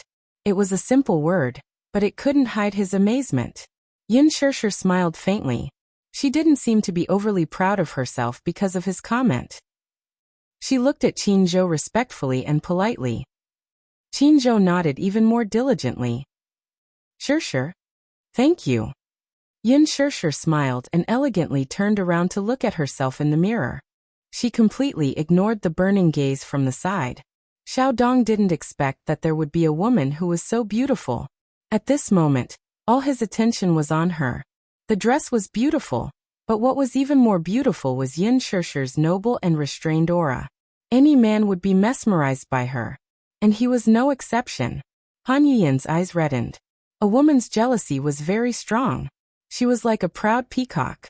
She was originally proudly spreading her tail, but when she saw her territory being conquered, she couldn't accept it. Chapter 130. She was originally the center of attention, but now, no one in the hall was looking at her. She was like a doll that had lost its love and was mercilessly thrown aside. Han Yin tugged at Xiao Dong's sleeve, feeling wronged. Darling, I also want this dress, she muttered softly. Buy it, I want to wear it to the gala today. If I wear this dress, I'll definitely be prettier than this girl from God knows where. For a long time the man did not respond. Han Yin raised her head in dissatisfaction, and saw that Xiao Dong was also staring at Yin Shirshir. His eyes were filled with amazement, admiration, and some unknown emotions. She looked even angrier and her tone became unhappy. Xiao Dong. Yes. He came back to his senses and lowered his head to look at her. Han Yin did not say anything else this time, and only stared coldly at the dress. Buy it. Xiao Dong hesitated for a moment. In his heart, he had already decided that no one other than this beautiful girl in front of him could wear this dress. However, looking at Han Yin's weak and aggrieved expression, he took a deep breath and walked forward. Director, how much is this dress? I want it. Alan looked a little embarrassed and did not know how to answer for a moment. Gu Xingze had spoken first, so she could not afford to offend him. After all, Miss Yun was indeed stunning in this dress. If she rejected Xiao Dong, then she could not afford to offend him. Gu Xingze only stared at Yin Shirshir's back, and did not even look at him as he sneered. Director Xiao, this dress is not something you can afford. Xiao Dong looked angry. Gu Xingze, what do you mean by that? What do I mean? Gu Xingze curled his lips in disdain. I'm telling you clearly that I want this dress. Xiao Dong snorted coldly. Although Gu Xingze was a heavenly king, he was still a piece of trash in the entertainment industry. To put it bluntly, what was the difference between him and an actor in ancient times? He turned around and asked Alan directly, name a price for this dress. Qin Zhou's temper flared as he teased. This gown is priced at 5 million yuan during the fashion week. Mr. Xiao, are you that generous? Xiao Dong didn't even bat an eyelid. 5 million. I'll take it. Qin Zhou raised a finger. Our Xingzhe is offering 10 million. We'll take it. You. He was furious and blurted out, I'll pay 20 million. As expected of Chairman Xiao. Generous, so generous. Qin Zhou smirked. But Xingzhe has taken a liking to this gown. It won't be a problem for him to fork out 30 million yuan. 50 million. Xiao Dong slammed the table. Qin Zhou was speechless. Han Yin, who was standing at the side, saw the surprise on everyone's face and laughed secretly. The man she had hooked up with was the future owner of the Xiao enterprise. He was rich and powerful. Even though Gu Xingze had been in the entertainment industry for 10 years, he was still just a celebrity. How could he compare with Xiao Dong? Alan's face was also a little embarrassed. He only said faintly, I'm very sorry, Mr. Xiao. Since young Master Gu has taken a fancy to this gown, he definitely won't let anyone else have it. Master Gu? What did that mean? Why? He's just a small celebrity. Qin Zhou frowned slightly and retorted mercilessly. Mr. Xiao, please be more respectful with your words. Our Xingzhe isn't someone a small business supported by a woman can afford to offend. The Xiao enterprise wasn't as powerful as it was now. Xiao Dong was a man of striking appearance. Under his father's arrangement, he married the daughter of the wealthy Meng family. With the support of the Meng family, the Xiao enterprise was established today. You. Xiao Dong was furious. How dare a small manager look down on him and insult a company with hundreds of millions of assets as a small business. Then he suddenly realized something. Young Master Gu? Why did Alan address Gu Xingze as Young Master Gu? Chapter 131. Did he mean that he was a nouveau riche and Gu Xingze was a real aristocrat? Qin Zhou was Huanyu Entertainment's ace manager. His ability to spout nonsense was top-notch. It was as if his mouth had been poisoned, and every word he said was a gem. Gu Xingze was still a pure young man when he was with him. Now, under his influence, he had become a black-bellied person. Xiao Dong was so angry that he almost had internal bleeding. However, what he said was the truth and he could not refute it. Yin Shirshir stood in front of the dressing mirror. The smile on her face froze for a moment. The atmosphere was too awkward. Gu Xingze looked at him coldly. You don't deserve to fight with me. Xiao Dong was furious. Just as he was about to speak, a sudden voice interrupted him. It's so lively today. A woman's arrogant voice suddenly came from outside the door. Everyone's faces froze and they looked at the door. Mu Wanru was wearing a well-tailored black dress, which made her look elegant and capable. When everyone looked at the man standing behind her, they were all stunned. The man stood behind her. He was wearing a tailored suit. His hands were in his pockets. His tall and slender figure was domineering. He looked like an elite of the empire. He looked very young. To others, he looked to be around 25 years old. However, he had a mature temperament. This kind of maturity was not a simple appearance. It was a steadiness that came from the inside out. He looked like a king who could pass judgment on the world. He was calm and unruffled. Especially that pair of deep and charming eyes that were hidden under the light. Paired with that angular face, just a glance was enough to make one's soul tremble. Such a man stood under the magnificent wall lamp. He was arrogant and oppressive. Even Gu Xingze's aura was suppressed by him. Everyone had different expressions. Especially Yin Shirshir. Her face, which was originally exquisitely made up, turned pale. She looked gloomy as she hid behind Gu Xingze. The man saw her immediately. A strange look flashed across his eyes.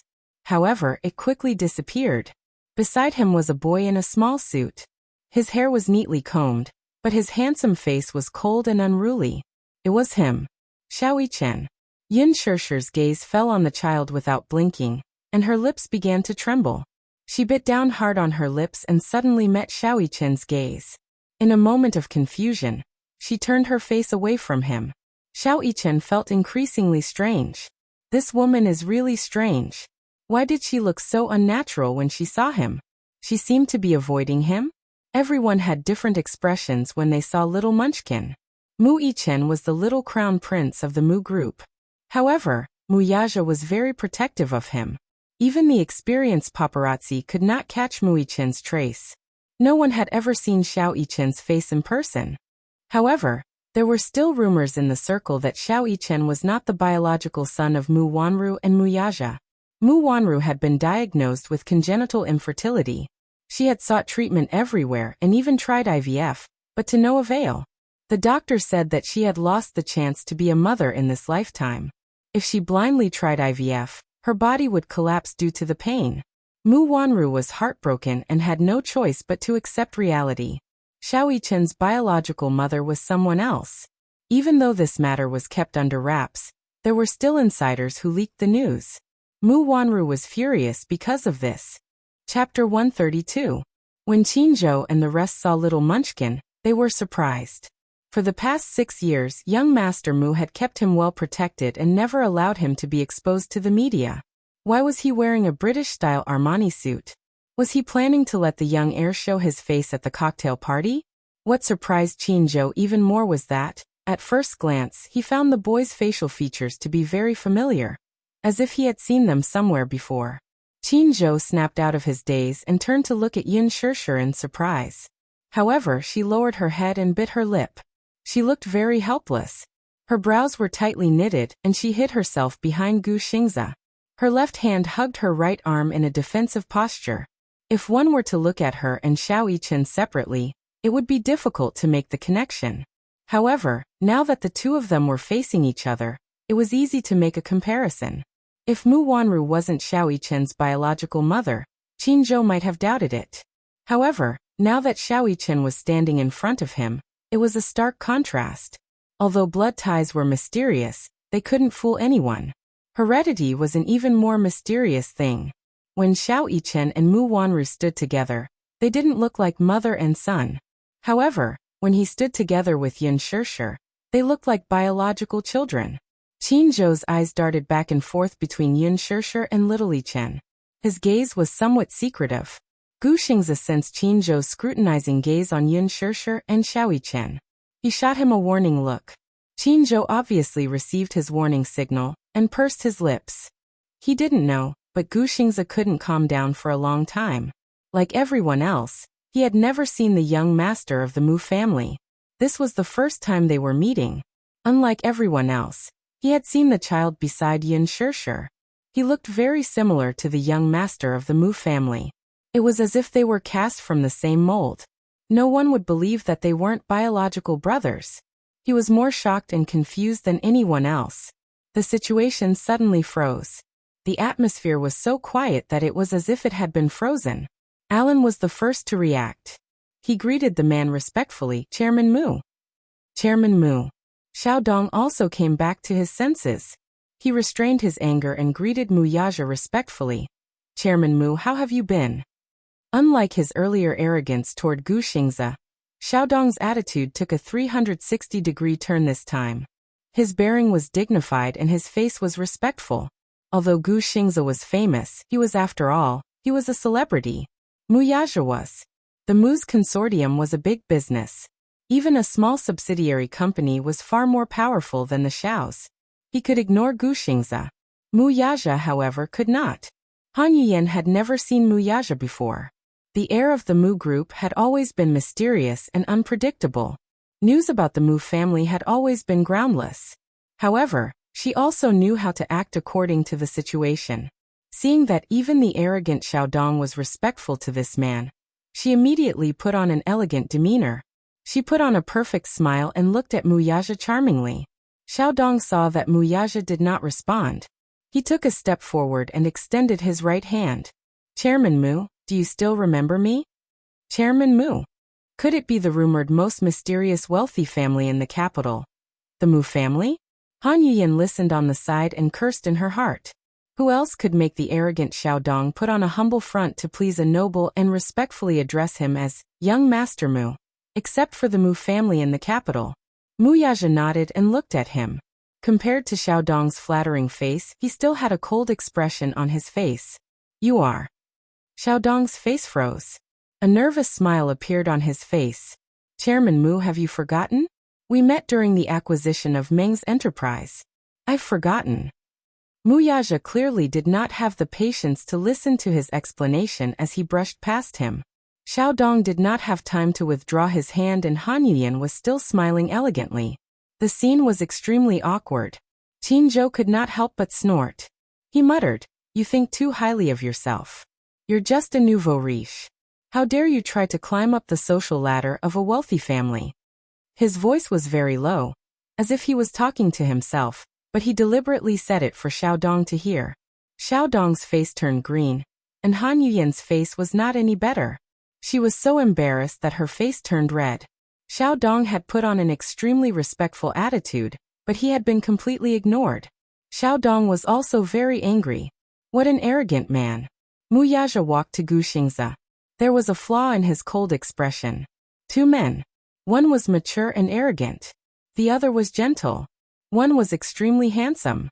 The other was elegant and handsome. However, Mu Yaja was taller than Gu Xingzi. Therefore, it was inevitable that he looked down on him. In comparison, Gu Xingzi's aura was slightly weaker. Mu Yaja's lips curled into a contemptuous and arrogant smile. The nonchalant smile on his face did not reach his eyes. So beautiful. He turned to look at Yin Shirshir, who was behind Gu Xingzi. She was dressed to the nines. His eyes were filled with surprise. He had seen this woman before. Her beauty was like a lotus flower in clear water. Her temperament was elegant and otherworldly. However, now she looked noble and elegant in the gorgeous gown. The red and coquettish gown accentuated her graceful figure. The long gown was like a blooming rose. It was sexy and charming. At this moment, she looked like a beautiful aristocrat.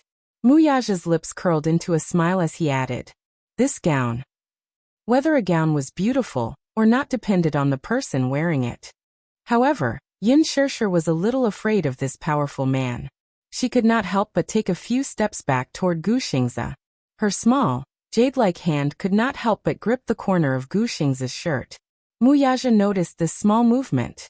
This proud and arrogant man was slightly displeased at this moment. Xiao Yichen stood aside and blinked. He felt that this woman was a little strange. She looked so timid, just like a little deer. However, Xiao Yichen felt that this woman was really beautiful from the bottom of his heart. She was dressed in a luxurious red gown. It was especially elegant and noble. She was beautiful, but at the same time, she gave him a strange feeling. He felt like he had seen this woman somewhere before. Faintly, some fragmented dreams appeared in his mind. He could not remember them at the moment, but he felt that this woman was so familiar. So familiar. It was as if there was some kind of deep bond between the two of them. This feeling was indescribable, but it felt very close. When he saw her for the first time, she did not feel unfamiliar. She even gave him an inexplicable warmth. This kind of warmth was too unfamiliar, but it was fascinating. He had never felt it even from his mother. Xiao Yichen tilted his head. His mind was a little messy. His dearest mommy was standing right next to him, but he felt so distant. An unfamiliar woman was standing in front of him, but he could feel her gentleness. Xiao Yichen pursed his lips and shook his head. Don't let your imagination run wild. Mu Wanru looked at Yun Shishir and saw the gown that was so beautiful that it was difficult to look at it directly. She felt even more dazzled. Yun Shishir, who was standing in front of Mu Yaja, looked like a fairy queen. She was luxurious and elegant, but she was just a commoner. How could she have the right to step in here? Empress was the fashion symbol of the aristocratic circle. How could a commoner be so ignorant as to invade her territory? Furthermore, she was in such a glamorous position. Wasn't this a provocation to her? Alan! Mu Wanru shouted in a low voice. Alan immediately smiled respectfully and said, Yes, Miss Mu. Since when did Empress welcome a lowly commoner like her? Mu Wanru pointed at Yun Shishir arrogantly. Her voice was cold as if she was driving away a lowly beggar. Alan's face immediately looked a little awkward, but he cursed in his heart. Io, if you're jealous, you can just say it directly. How did Miss Yun provoke you? Isn't she just prettier than you and more elegant than you? Miss Mu, you really don't choose your words carefully when you're jealous. Miss Mu, you've misunderstood. Miss Yin was invited by Xingzhe. Oh. Mu Wanru laughed arrogantly. Xingzhe, since when did you have such low standards to invite such a poor commoner to a place like this? Qin Zhou's face immediately turned cold. Miss Mu, please tone it down. Show some respect. People don't live too well. Since when is there a difference between nobles and commoners? There's no sign at the entrance of Empress that says commoners are not allowed in. As he said that, he pretended to cry. Miss Mu, the commoner you're talking about, are you referring to me? Mu Wanru's face turned pale. She endured it and said, I'm not talking about you. Then, is it our Xingzhe? Qin Zhou looked at her pitifully. He was just short of using a handkerchief to pretend to be innocent. No, I'm talking about her. Mu Wanru secretly gritted her teeth and pointed at Yun Shishir. Aya, how did our Shishir become a commoner? She's Xingzhe's date tonight. I brought her here to try on this gown. Xingzhe's date? Gu Xingze's date? Mu Wanru was so shocked that her expression changed. Even Han Yuyan was shocked. Gu Xingze's date? What did that mean? It meant absolute exposure and headlines. Just based on Gu Xingze's popularity, he could dominate the headlines of many entertainment pages. Why? What did this woman have? Back then, when Huanyu promoted Han Yuyan, the company's higher-ups repeatedly pressured Gu Xingze to walk the red carpet with Han Yuyan, but he ignored them all. What did this woman have? Han Yuyan's eyes turned red with jealousy. Mu Yaja's gaze turned cold. Gu Xingze's date? Would she be attending Huanyu's annual cocktail party tonight? This woman was dressed up for another man. Chapter 133. Mu Yaja lifted his arrogant chin slightly and looked at Yun Shishir with a deep and cold gaze. An inexplicable sense of displeasure grew in his heart. He lifted his chin, especially when he saw Yun Shishir hiding behind Gu Xingze like a frightened cat. His thin lips curved into a cold smile. She was so wary of him. Yet she was so close to another man. The great President Mu naturally felt uncomfortable. Hence, he looked at her deeply and turned his face away. He turned around and sat down on the sofa leisurely. The atmosphere was extremely strange. Xiao Yichen stood at the side, his handsome little face faintly showing a trace of displeasure. He didn't know why, but when he found out that Yin Shirshir was Gu Xing's female companion, he obviously felt unhappy. He actually felt that this woman and daddy looked very compatible when they stood together. Xiao Yichen was stunned by his own thoughts. God! Why would he have such a thought? It was too inexplicable. But this woman was very strange. He felt an inexplicable sense of closeness to her. Why? The little munchkin was a little confused. They were indeed father and son. Even their awkwardness was similar. Mu Wanru looked around arrogantly. When her gaze landed on Yin Shirshir, she suddenly felt a stab in her eyes. That luxurious gown was so glaring in her eyes. She then shifted her gaze and elegantly approached Yin Shirshir. With a condescending look, she squeezed out a mocking smile from the corner of her lips. Ha, Xingza, when did your standards become so low? You actually found such a poor and lowly person to be your female companion? Mu Wanru glanced at Yin Shirshir with a faint smile. Her eyes were full of contempt, as if she was a high and mighty queen and Yin Shirshir was like a lowly female slave. The two of them had similar figures, but Mu Wanru was wearing a pair of 8-centimeter high stilettos, which made her taller than Yin Shirshir. She raised her chin arrogantly. Yin Shirshir looked at her calmly. She wasn't shocked or angry, but her face was calm without a ripple of emotion. This is the work of Master Helen, who won the Fashion Week's Gold Award. Mu Wanru raised her chin high. Who allowed you to wear it? Upon hearing this, Alan shrank his shoulders and immediately said respectfully, Young Madam Mu, I was the one who put it on her. You? Mu Wanru looked angry. Do you know how expensive this dress is? Who allowed you to put it on her? It was me, Gu Xingzi said calmly. I think this dress is very beautiful. It will definitely suit Shirshir very well. Shirshir? Why did he call her so intimately? Mu Yaja's eyes became colder. The unhappiness in his heart was getting worse and worse. Seeing Gu Xingzi speak, Mu Wanru softened her tone. Xingzi, this dress is Master Helen's work. It's very expensive. How could you bear to? She's worth it. Besides, Shirshir does look beautiful in it. Gu Xingzi lowered his head to look at her, and reached out to tidy Yin Shirshir's slightly messy hair. This seemingly intimate action couldn't help but hurt some people's eyes. Especially Mu Yaja. The unhappiness in his eyes became more and more bottomless. Damn it, he minded. He actually minded other people touching her. He was such an eyesore. This feeling was so damn unpleasant. Mu Wanru didn't notice Mu Yaja's unfathomable expression at all. She said, Xingzi, tonight is Huanyu Entertainment's annual cocktail party. There will be many distinguished guests and entertainment media present. Aren't you afraid of being mocked for bringing such an unknown female companion? When Qin Zhou heard her say such harsh words, his brows furrowed deeply and he was filled with displeasure. Alan also said softly, I think Miss Yin looks very good in it. Mu Wanru frowned slightly, pursed her red lips, and shot a sharp look at Alan. He was so frightened that he shut his mouth on the spot, and didn't dare to say another word. When Han Yuyan heard this, her heart was filled with anger. She had long disliked this girl who had neither fame nor family background. She detested her to the core. Mu Wanru's sarcasm seemed to have helped her vent her anger and supported her. She was happy and mocked her. What young Madame Mu said makes sense. A poor person will always be a poor person. No matter what she wears, she still looks poor. A sparrow will always be a sparrow. She still wants to fly up and become a phoenix? She's dreaming. Mu Wanru tidied her clothes and elegantly crossed her arms. Han Yuyan's young Madame Mu was very pleasing to her ears. Han Yuyan's mouth was as sweet as honey. As long as there was a chance for her to climb up the social ladder, she would never let it go. As she spoke, she held Xiao Dong's arm and sneered, her eyes full of disdain. I say, don't embarrass yourself here. Go back to your slum. Qin Zhou raised his eyebrows and sneered. You said that our Shirshir is poor. Heavenly Queen Han. Are you from a noble family? Han Yuyan was speechless. Of course she was not.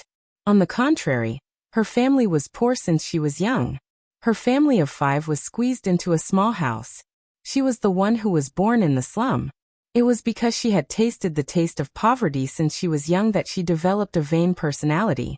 When she graduated from junior high school, she entered an art school early and became an art student. She did not have the talent for learning and did not have the conditions to do so. It was only until she auditioned for a movie before she graduated that she was lucky enough to get that role that she successfully made her debut. In order to make her debut, she did not hesitate to use any means and suffered some hardships. Now that she was famous, the hardships were over. However, there were still many media outlets that made irresponsible remarks about her being uncultured. This had always been her sore spot. Qin Zhou saw her embarrassed expression and sneered. Our Shirshir is still a university student. No matter what, she's still a top student. Moreover, our Shirshir is also highly regarded by Director Lin. Director Lin? Han Yuyan's expression changed. Director Lin? Which Director Lin? Aya, you're really forgetful. You don't even remember the teacher who made you famous? Qin Zhou said indifferently. Lin Fengtian. How could she forget? He was one of the most talented directors in the Chinese film industry. The 2 movies he directed had been the box office champion for 3 years in a row. Wasn't he preparing to film a movie based on a famous youth novel? Could it be that she was the female lead? Mu Wanru's eyes were filled with surprise. On the sofa, Mu Yaja's handsome face also showed a hint of surprise. Han Yuyan suddenly sneered. How is that possible? Why would Director Lin choose her as the female lead? What right does she have? She was able to get the role of the female lead in Bamboo Dragonfly because she hooked up with the biggest investor of the movie. Because of this, Lin Fengtian was very dissatisfied with her and did not treat her well. What right did Yin Shirshir have? Could it be that she also used the unspoken rules? What right does she have? When Gu Xingze heard this, he smiled. As if there was no one around, he stretched out his arm and pulled Yin Shirshir to his side. His gaze was full of tenderness as he looked at her. Although some people come from ordinary backgrounds, their aura is elegant and refined. Although Yin Shirshir is not famous, she is the most beautiful girl I have ever seen. Mu Wanru looked at Gu Xingze and suddenly understood. Gu Xingze wanted to use his popularity to get more media exposure for Yin Shirshir. He wanted to pave the way for her. It was obvious that Gu Xingze was very satisfied with this female lead that Lin Fengtian had chosen. Otherwise, given Gu Xingze's proud and aloof character, he would not have used his high popularity to promote her. This Yin Shirshir, what did she do? Why was she always favored by the heavens? I don't care who chose her. She is not welcome here. Mu Wanru's eyes were full of viciousness. Her voice was distorted because of jealousy. Take it off and get out. When Yin Shirshir heard this, her face showed a trace of embarrassment. How could this woman humiliate her like this? It was too much. She smiled and asked, why should I? Would she take it off just because she asked her to? She, Yin Shirshir, was not someone who would be bullied. Mu Wanru laughed arrogantly, as if she had heard the funniest joke in the world. You are asking me why? When Alan heard this, he couldn't help but remind her. Miss Yun, I am very sorry. Empress is a business that the Mu Corporation has invested in. Yin Shirshir's eyes widened in shock. No wonder Mu Wanru was so arrogant. She was the female owner of Empress. Gu Xingze smiled and said, I will buy this gown. Mu Wanru sneered. Not for sale. 100 million, Gu Xingze said without batting an eyelid. As soon as he finished speaking, even Qin Zhou, who was standing beside him, was shocked. Oh my God! Xingze! Was he crazy? 100 million? What kind of concept was that? Even if he liked Shirshir very much, it was only 100 million for a gown. Was it worth it? Yin Shirshir was deeply touched. She knew in her heart that this gown was not worth 100 million. Gu Xingze was only protecting her. If she really took off the gown and was chased out, that would be the greatest humiliation to her. And Gu Xingze was only using 100 million to protect her dignity. Was it worth it? Gu Xingze. Why was he so gentle with her? So careful and protective? Xingze, are you crazy? Han Yuyan could not stand it anymore and said, this gown is not worth 100 million. I like it, he said calmly and concisely. He did not care about Han Yuyan's unwillingness at all. 100 million, I will buy it. Gu Xingze looked at Mu Wanru calmly and announced. You. Mu Wanru was furious and looked at him in disbelief.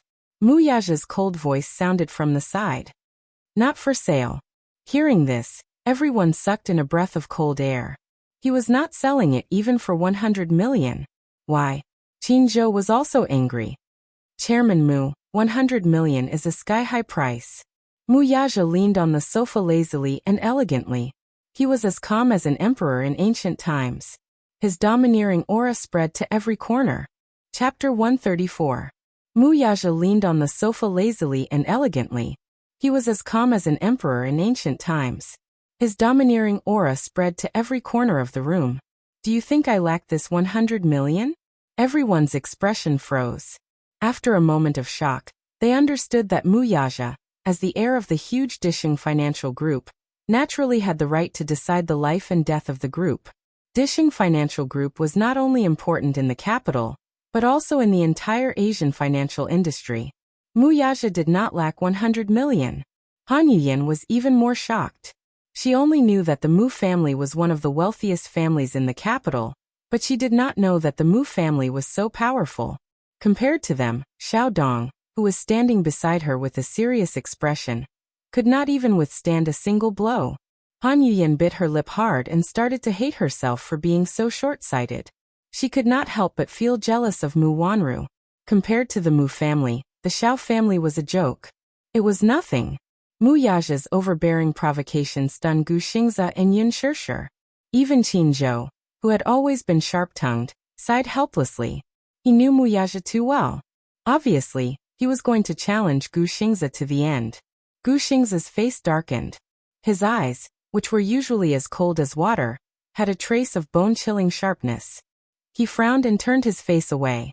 The two men stared at each other across the room. Instantly, the air was filled with tension. President Mu, this gown is in the shop, but you're not selling it. What is the meaning of this? Mu Yaja curled his lips elegantly and stood up slowly. As he moved, the air in the exhibition hall was filled with his aura. For a moment, the air became even more tense. It's my right to decide whether to sell it or not. No one else has the right to interfere. Gu Xingze's eyes were cold and his muscles were stiff. He was about to speak when Yin Shishir grabbed his sleeve.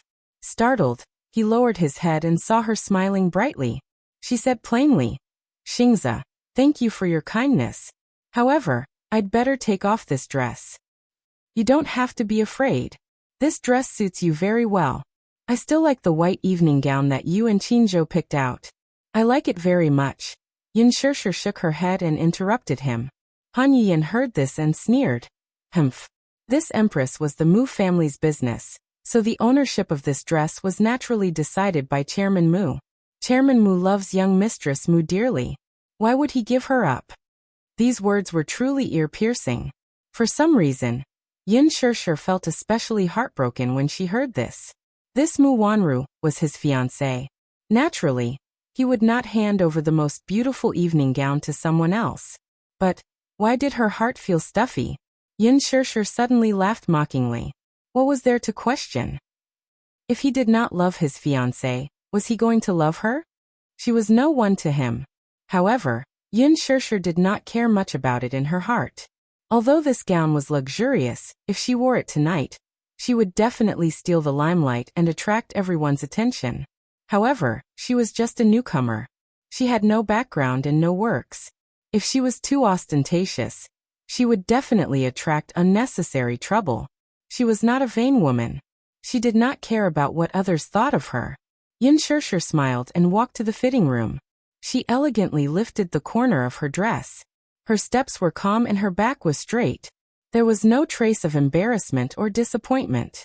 She was calm and composed. Instead, it made those who were waiting to see her embarrass herself at the side. Mu Wanru and Han Yuyan's resentment was like a fishbone stuck in their throats. Initially, they thought that Yin Shishir would run back to the slums like a pathetic Cinderella after being humiliated in such a manner. They also thought that she would be full of schemes to climb up the social ladder. Alas, she did not. Yin Shishir's calmness and composure set off Han Yuyan, and Mu Wanru's viciousness and hypocrisy. Xiao Dong stared at Yin Shishir's proud back view with infatuation. Her heart was filled with shock. The situation just now was destined to embarrass her. In front of Muyaja, no one present had the right to defend her. Yet, she was able to retreat so calmly, without even a trace of embarrassment. She was different from Mu Wanru. Although Yin Shishir was not a real aristocrat, some women were like this. The aristocratic temperament and the elegance of royalty seemed to be innate and difficult to replicate. Muyaja looked at her back view. His deep eyes slowly narrowed, and a deep meaning flashed across his eyes. He could not see through her. He originally thought that with his humiliation and arrogance, he would appreciate her weakness, helplessness and panic. However, from the beginning to the end, she was so elegant that he could not see through her. He was unhappy, he was very unhappy. He felt that this woman was not as easy to control as he thought. He admitted that the reason why he humiliated her so brazenly and embarrassed her was because she was hiding behind another man despite her meek appearance. Compared to her beside Gu Xingze, Yin Shishir in front of him was like a fully armed cat. She stretched out her sharp claws and fangs, not allowing him to violate her. Perhaps it was because this man hid his desire to conquer very well. He was usually quiet, but in fact his desire to control was amazing. This was his nature and instinct. The blood of an emperor flowed in his bones, and he would not allow anyone to disobey him. However, he met a woman who was equally stubborn to the bone. Muyaja pursed his thin lips into a line, and his eyes were unreadable. Seeing this, although Alan could not bear to see it, he followed closely behind. With his help, Yin Shishir changed into the evening gown that Qin Zhou had his eyes on. She changed her hairstyle and matched it with simple but luxurious jewelry. Feeling guilty, Alan was especially attentive when he helped her do her makeup. After changing into a simple and elegant evening gown, the makeup naturally had to be changed as well. After changing the gorgeous makeup on her face to clear crystal makeup, Alan looked at her reflection in the mirror. What he saw was Yin Shishir's extraordinary face. Her facial features were exquisite and beautiful. Alan was a top stylist, so he did the makeup all by himself. Yin Shishir stood up and looked at Alan with a smile. She was still as perfect and flawless as ever. Alan was amazed again. A truly beautiful person was born extraordinary, and did not need to rely on makeup. Even though Yin Shishir was only wearing a simple white gown, she was still radiant. When she lifted the hem of her gown, and walked out of the changing room, she attracted everyone's attention once again. Gu Xingze was even more amazed than before. Xiao Yichen, who was sitting in Muyaja's arms, was even more amazed. Qin Zhou, who was beside them, was stunned. Han Yuyan, who was beside them, was jealous and amazed. This girl made people jealous. Her beauty and temperament were blessed by the heavens. Why was she so blessed by the heavens? Mu Wanru's expression was even more complicated. Her eyes were filled with viciousness. Yin Shishir walked towards Gu Xingze and Qin Zhou and smiled. What do you think? Great. Beautiful. Too beautiful. Shishir, you look good in anything. You're a natural clothes hanger. As he spoke, Qin Zhou looked at Han Yuyan meaningfully. He didn't forget to add, unlike some people, no matter how beautiful the clothes are, they're nothing but a foil to her. You can't compare people to people. His words made Han Yuyan's face turn white. However, she did not say anything in response to Qin Zhou's sarcasm. Although Qin Zhou was a manager, he was the trump card of Huanyu Entertainment.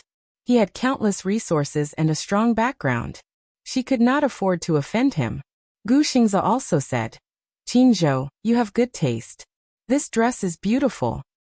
Shishir looks good in anything. Qin Zhou was mesmerized. Yin Shishir smiled. You're flattering me. Manager Qin, you have good taste.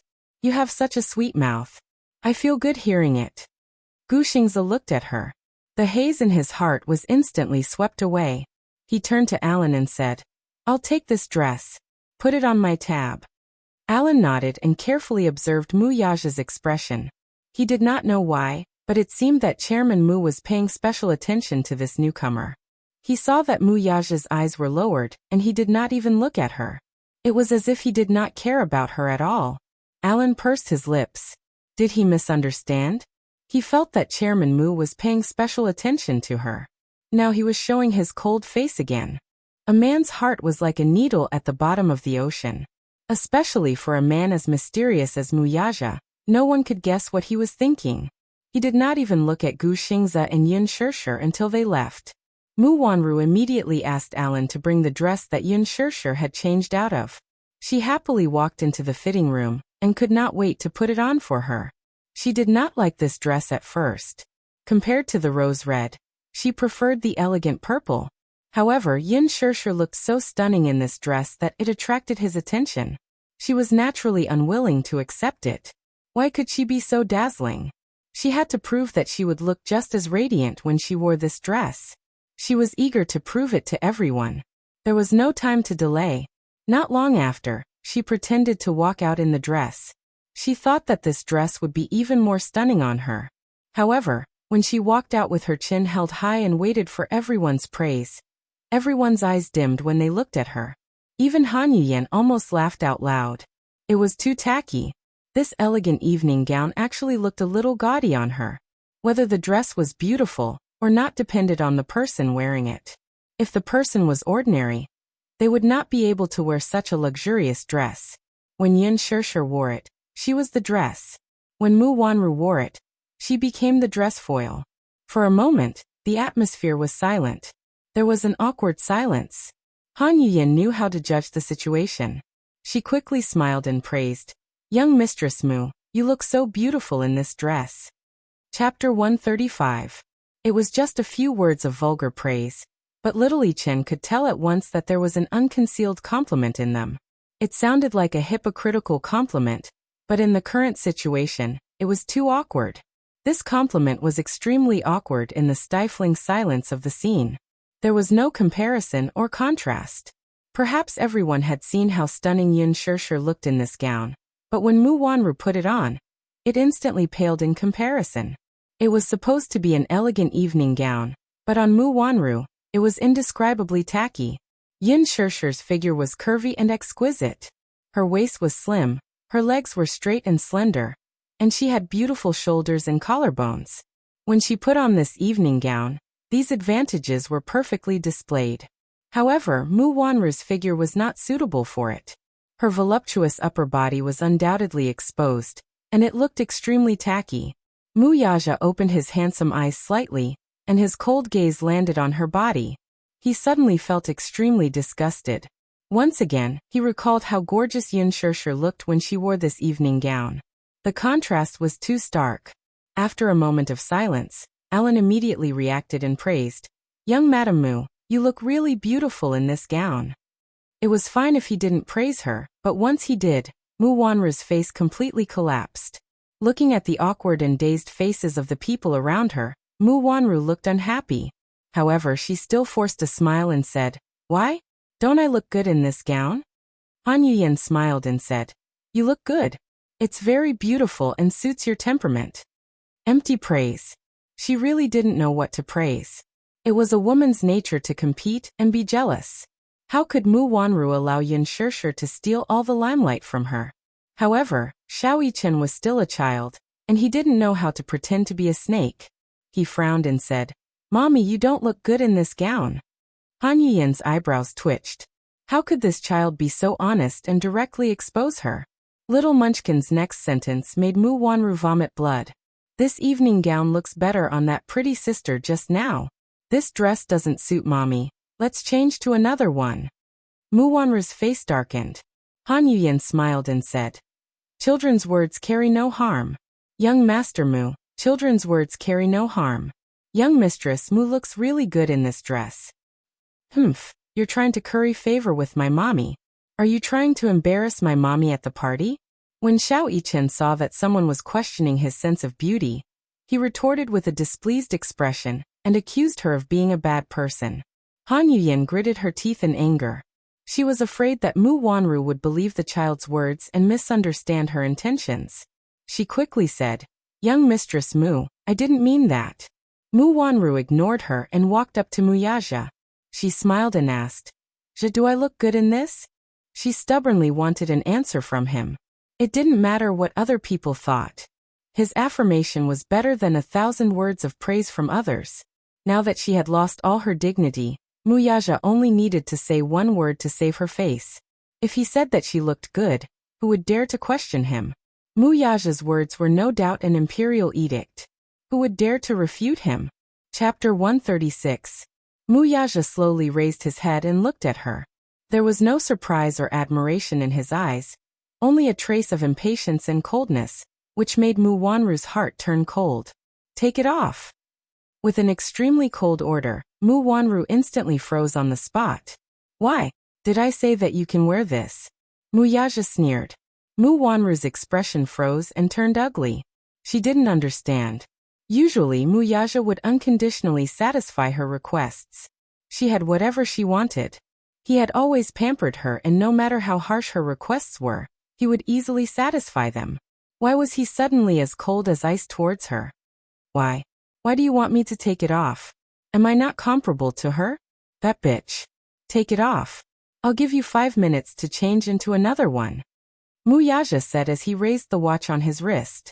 He had obviously started to calculate the time. No, I won't take it off. Mu Wanru's eyes turned red. I just like this one. I want to wear this to tonight's cocktail party. Muyaja's lips curved into a cold arc as he said coldly, my patience is limited. Asia. Mu Wanru was shocked. She had never seen him treat her so coldly. Yin Shirshir, that damn bitch. She must be the reincarnation of a vixen. All the men who saw her acted as if their souls had been taken away. Muyaja said coldly, there's still 1 minute. In other words, after this minute, her last shred of decency would be gone. He had always been true to his words. Feeling extremely wronged, Mu Wanru stomped her feet angrily, and returned to the fitting room to change into a new gown. The Bentley smoothly drove off the highway and slowly drove towards the venue of the cocktail party. In the car, Yun Shirshir silently lowered her head. The stubbornness and confidence had faded from her body, and her side profile looked a little down and out. Gu Xingze sat beside her, and looked at her leaning against the window with her head lowered. Her thin and small body inevitably made his heart ache. She was a girl who made one's heart ache, and could easily arouse a man's desire to protect her. Gu Xingze thought of the little boy who looked very similar to her in the Empress exhibition hall just now, and some guesses and doubts emerged in his heart. It was rumored that the young madam of the Mu family and the heir of the Mu group were engaged since birth. They were childhood sweethearts. Mu Wanru was Muyaja's beloved fiancé. However, this was only on the surface. In fact, Muyaja was a man who was apathetic to the core. He had never fallen in love with any woman. Mu Wanru was not little Ichen's biological mother. She had been diagnosed as a mother's Mu. Xiao Ichen's biological mother was someone else. Could it be her that day? He saw the boy in her arms. Whether it was age or facial features, he was exactly the same as Xiao Ichen. Gu Xingze smiled slightly. He actually cared a little. However, he had no right to ask. Qin Zhou also kept looking at her. He wanted to say something but hesitated. He wanted to care, but he was in no position to ask. Yin Shirshir raised her head and looked at Gu Xingze. She sincerely thanked him. Xingze, thank you so much just now. Thank you for protecting me. What are you thanking me for? Gu Xingze looked at her in amusement. That gown was really beautiful, but it's really not worth it to exchange for 100 million yuan. Not worth it. Gu Xingze smiled and said, it's worth it. Ah.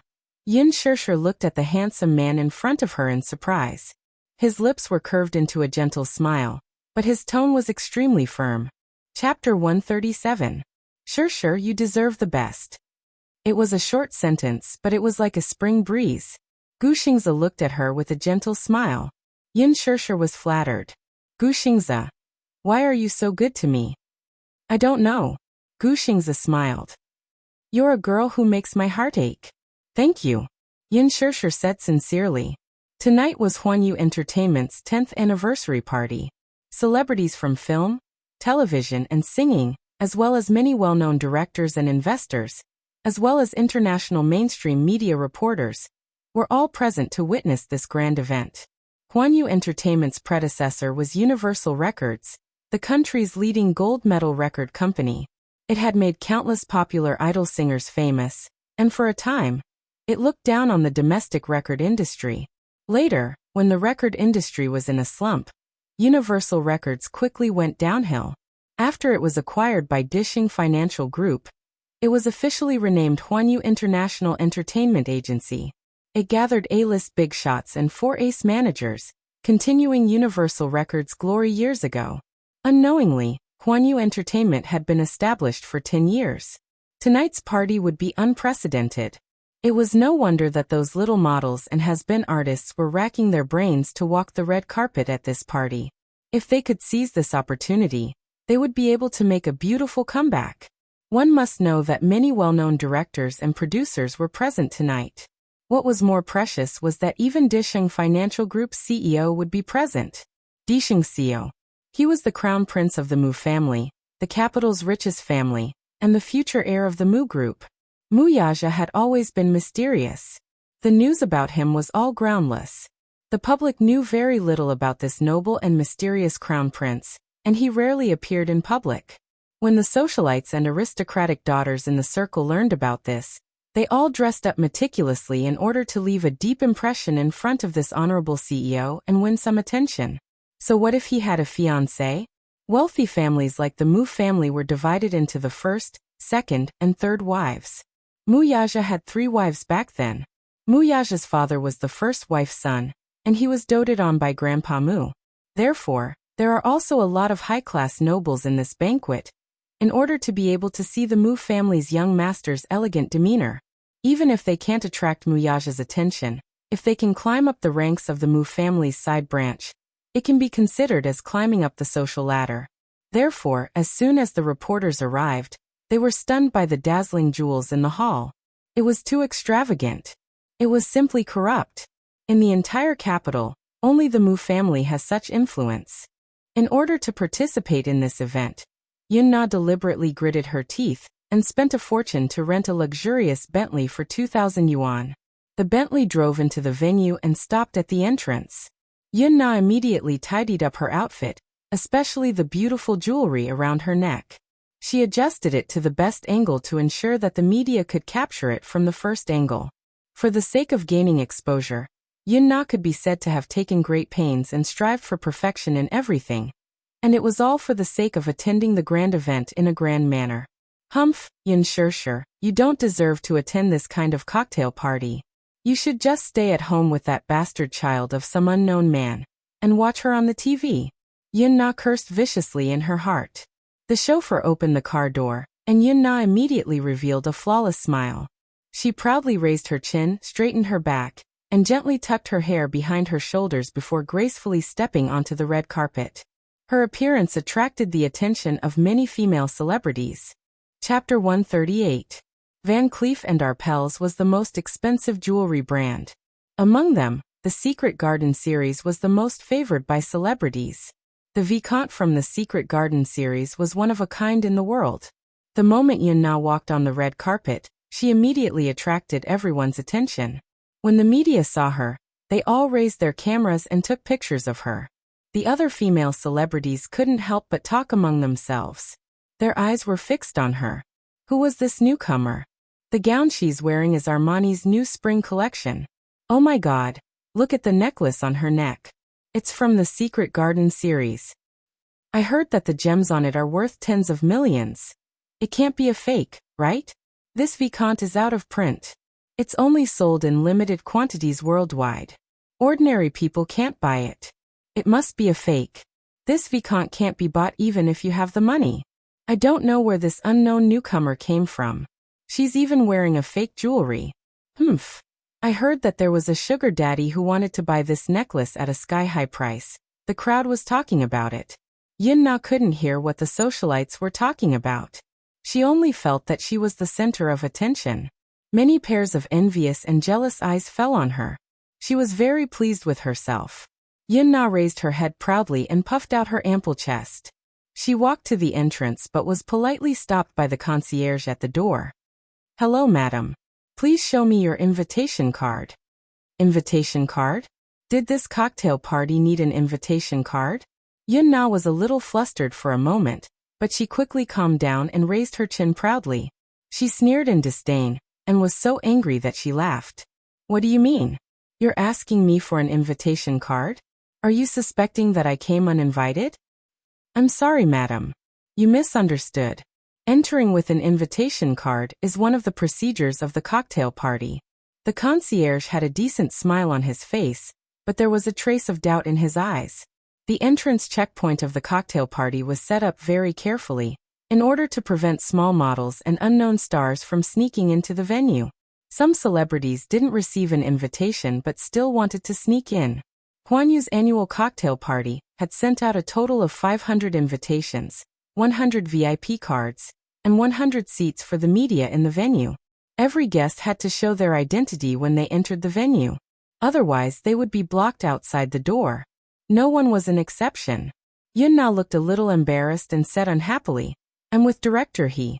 Do I need an invitation?" Then may I ask which director's female companion you are? Director He Lingxiang. Poochie. Suddenly, a disdainful sneer came from beside him. Yun Na furrowed her brows in embarrassment and turned her head, only to see that the person laughing at her was actually one of the four most popular young actresses, Yang Mi tonight. She was wearing an evening gown with golden tassels. It was so long that it reached the ground, making her look slender and elegant. It was simple yet luxurious, especially the diamond necklace around her neck. Coupled with her exquisite makeup, she looked stunning. As someone who stood at the peak of public opinion, Yang Chong naturally knew how to create momentum for himself. As soon as he appeared, he instantly killed countless furlants. However, halfway through the red carpet, the limelight was stolen by this newcomer, who came out of nowhere. Yang Mi was naturally unhappy. Chapter 139. Where did this newbie come from? How could she not know the rules? An unknown newbie dressed so luxuriously, and dared to steal the limelight from them. She had no sense of propriety at all. This wasn't her home ground. Was she doing this on purpose? Yang Mi didn't have a good impression of her. Yun Na was the typical big-breasted but brainless type. She had stolen the limelight the moment she appeared and offended many actresses. Which director did you come with? Yang Chong slowly walked in front of her and asked arrogantly. Yun Na looked at her and was a little defeated by her aura. This Yang Chong had such a strong aura. His arrogant eyes were so oppressive that even her confidence was suppressed. I'm with Director He. I'm his female companion. Yang Mi was deliberately making things difficult for her. Who asked her to steal her limelight? She didn't know how to restrain herself. Naturally, she wouldn't let her off easily. There are so many directors with the surname He. Not everyone has the right to enter such an event. Tell me your name, and see if I know you. Yun Na bit her lip. Why did Yang Mi have to make things difficult for her? What did it have to do with her whose companion she was? However, she knew that Yang Mi was someone with a strong background. In the entertainment industry, every actress who was doing well had a strong backer. She couldn't afford to offend them. Otherwise, as a newbie, she wouldn't dare to offend someone and be blacklisted before she even debuted. Thus she said respectfully, It's He Lingxiang, Director He. You can't even speak coherently. You're just a nobody who hasn't seen the world. You're delusional to think that you can enter such an event. You're not worthy. Sister Mi. She just said that she's He Lingxiang's companion. That Director He. He.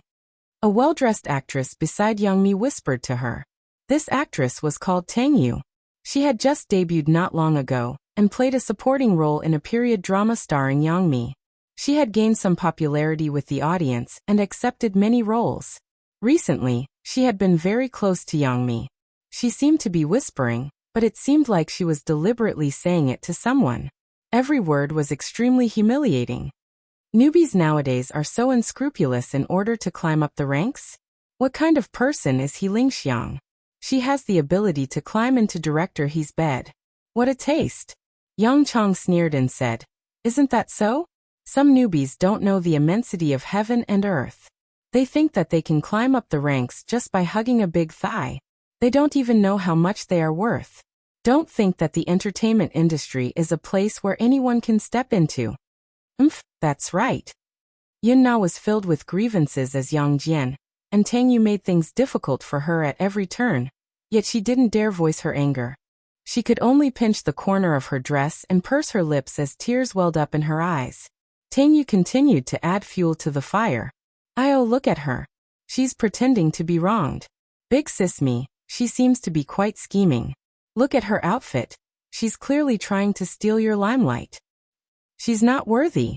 Yang Chang sneered. I think her outfit is fake. Yin Na immediately defended herself. No? Then where did the necklace on your neck come from? Yang Chang obviously didn't believe him. This necklace is worth tens of millions. Can you afford it? How is that possible?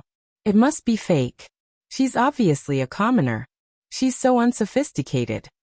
Some of the invited actresses at the side also surrounded them. Their words of ridicule were extremely vicious. Chapter 140. Thus, Yin Na was at a loss as she was surrounded by them. She braced herself and listened to their endless insults as the grievances in her heart turned upside down. Just you wait. Just you wait. She would remember every debt she owed him today. When she made it big, she would pay them back 100 times, 1,000 times over.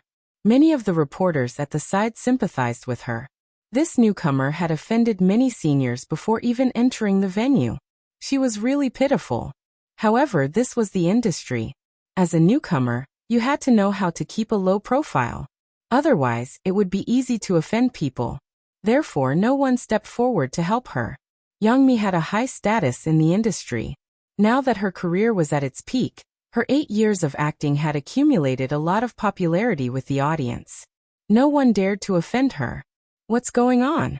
Why are you all blocking the entrance? A man's low and cool voice came from not far away.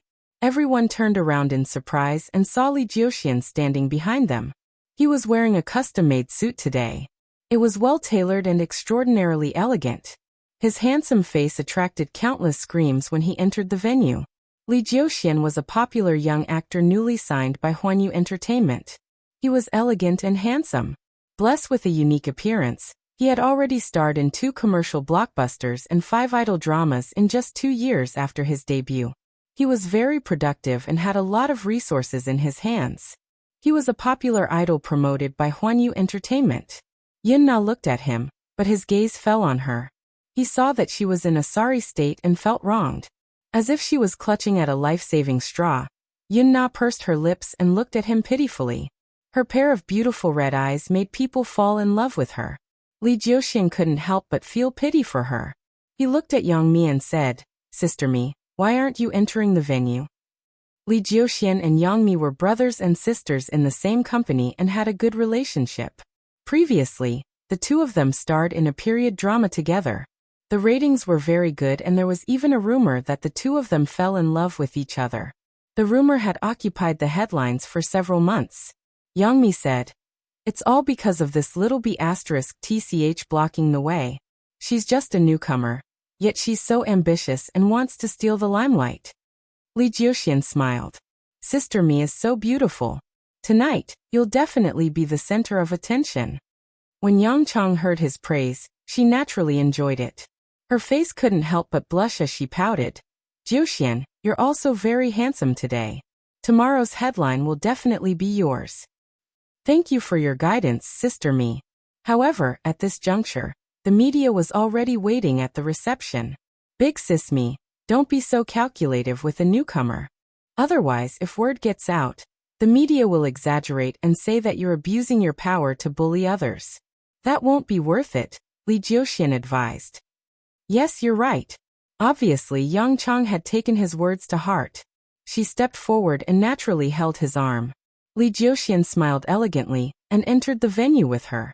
Yin Na stared blankly at Li Jiuxian's departing figure, and her heartbeat couldn't help but quicken and thump. Tang Yu didn't continue pestering Yin Na when he saw this. He grunted coldly and warned her before entering the venue as well. Not long after, He Lingxiang arrived. Chapter 141. Reading on her phone. Reading on her phone by Ran nodded and turned on her phone. She could already surf the internet normally. Gu Qingze booked a hotel pickup service. When they arrived at the hotel, it was already 4 in the morning. Bai Ran had a feeling that they would probably spend the next day in the hotel. She felt that it would be a waste. Gu Qingze seemed to have seen through her thoughts and comforted her. It's okay. If you're really tired tomorrow, you can rest in the hotel. Anyway, tomorrow's itinerary hasn't been decided yet. Byran was a little worried. Isn't it too extravagant? For some reason, he felt a little reluctant to waste his time in a hotel when he was out on a trip. Gu Qingze laughed. We're getting married on a trip. It's different from other trips. We don't have to be so tired. Rest well and you can recharge your energy. I think you won't even be able to get out of bed tomorrow. When Byran heard this, she smiled and said, Actually, I slept for a while on the plane. Even if I'm tired, I should be able to wake up by noon tomorrow. Oh, you have so much energy? Gu Qingze's eyes were playful as he said meaningfully, Then I'll have to learn from you. Learn from you? Byran didn't understand for a moment. However, when they arrived at the hotel, the two of them took a shower and lay on the bed.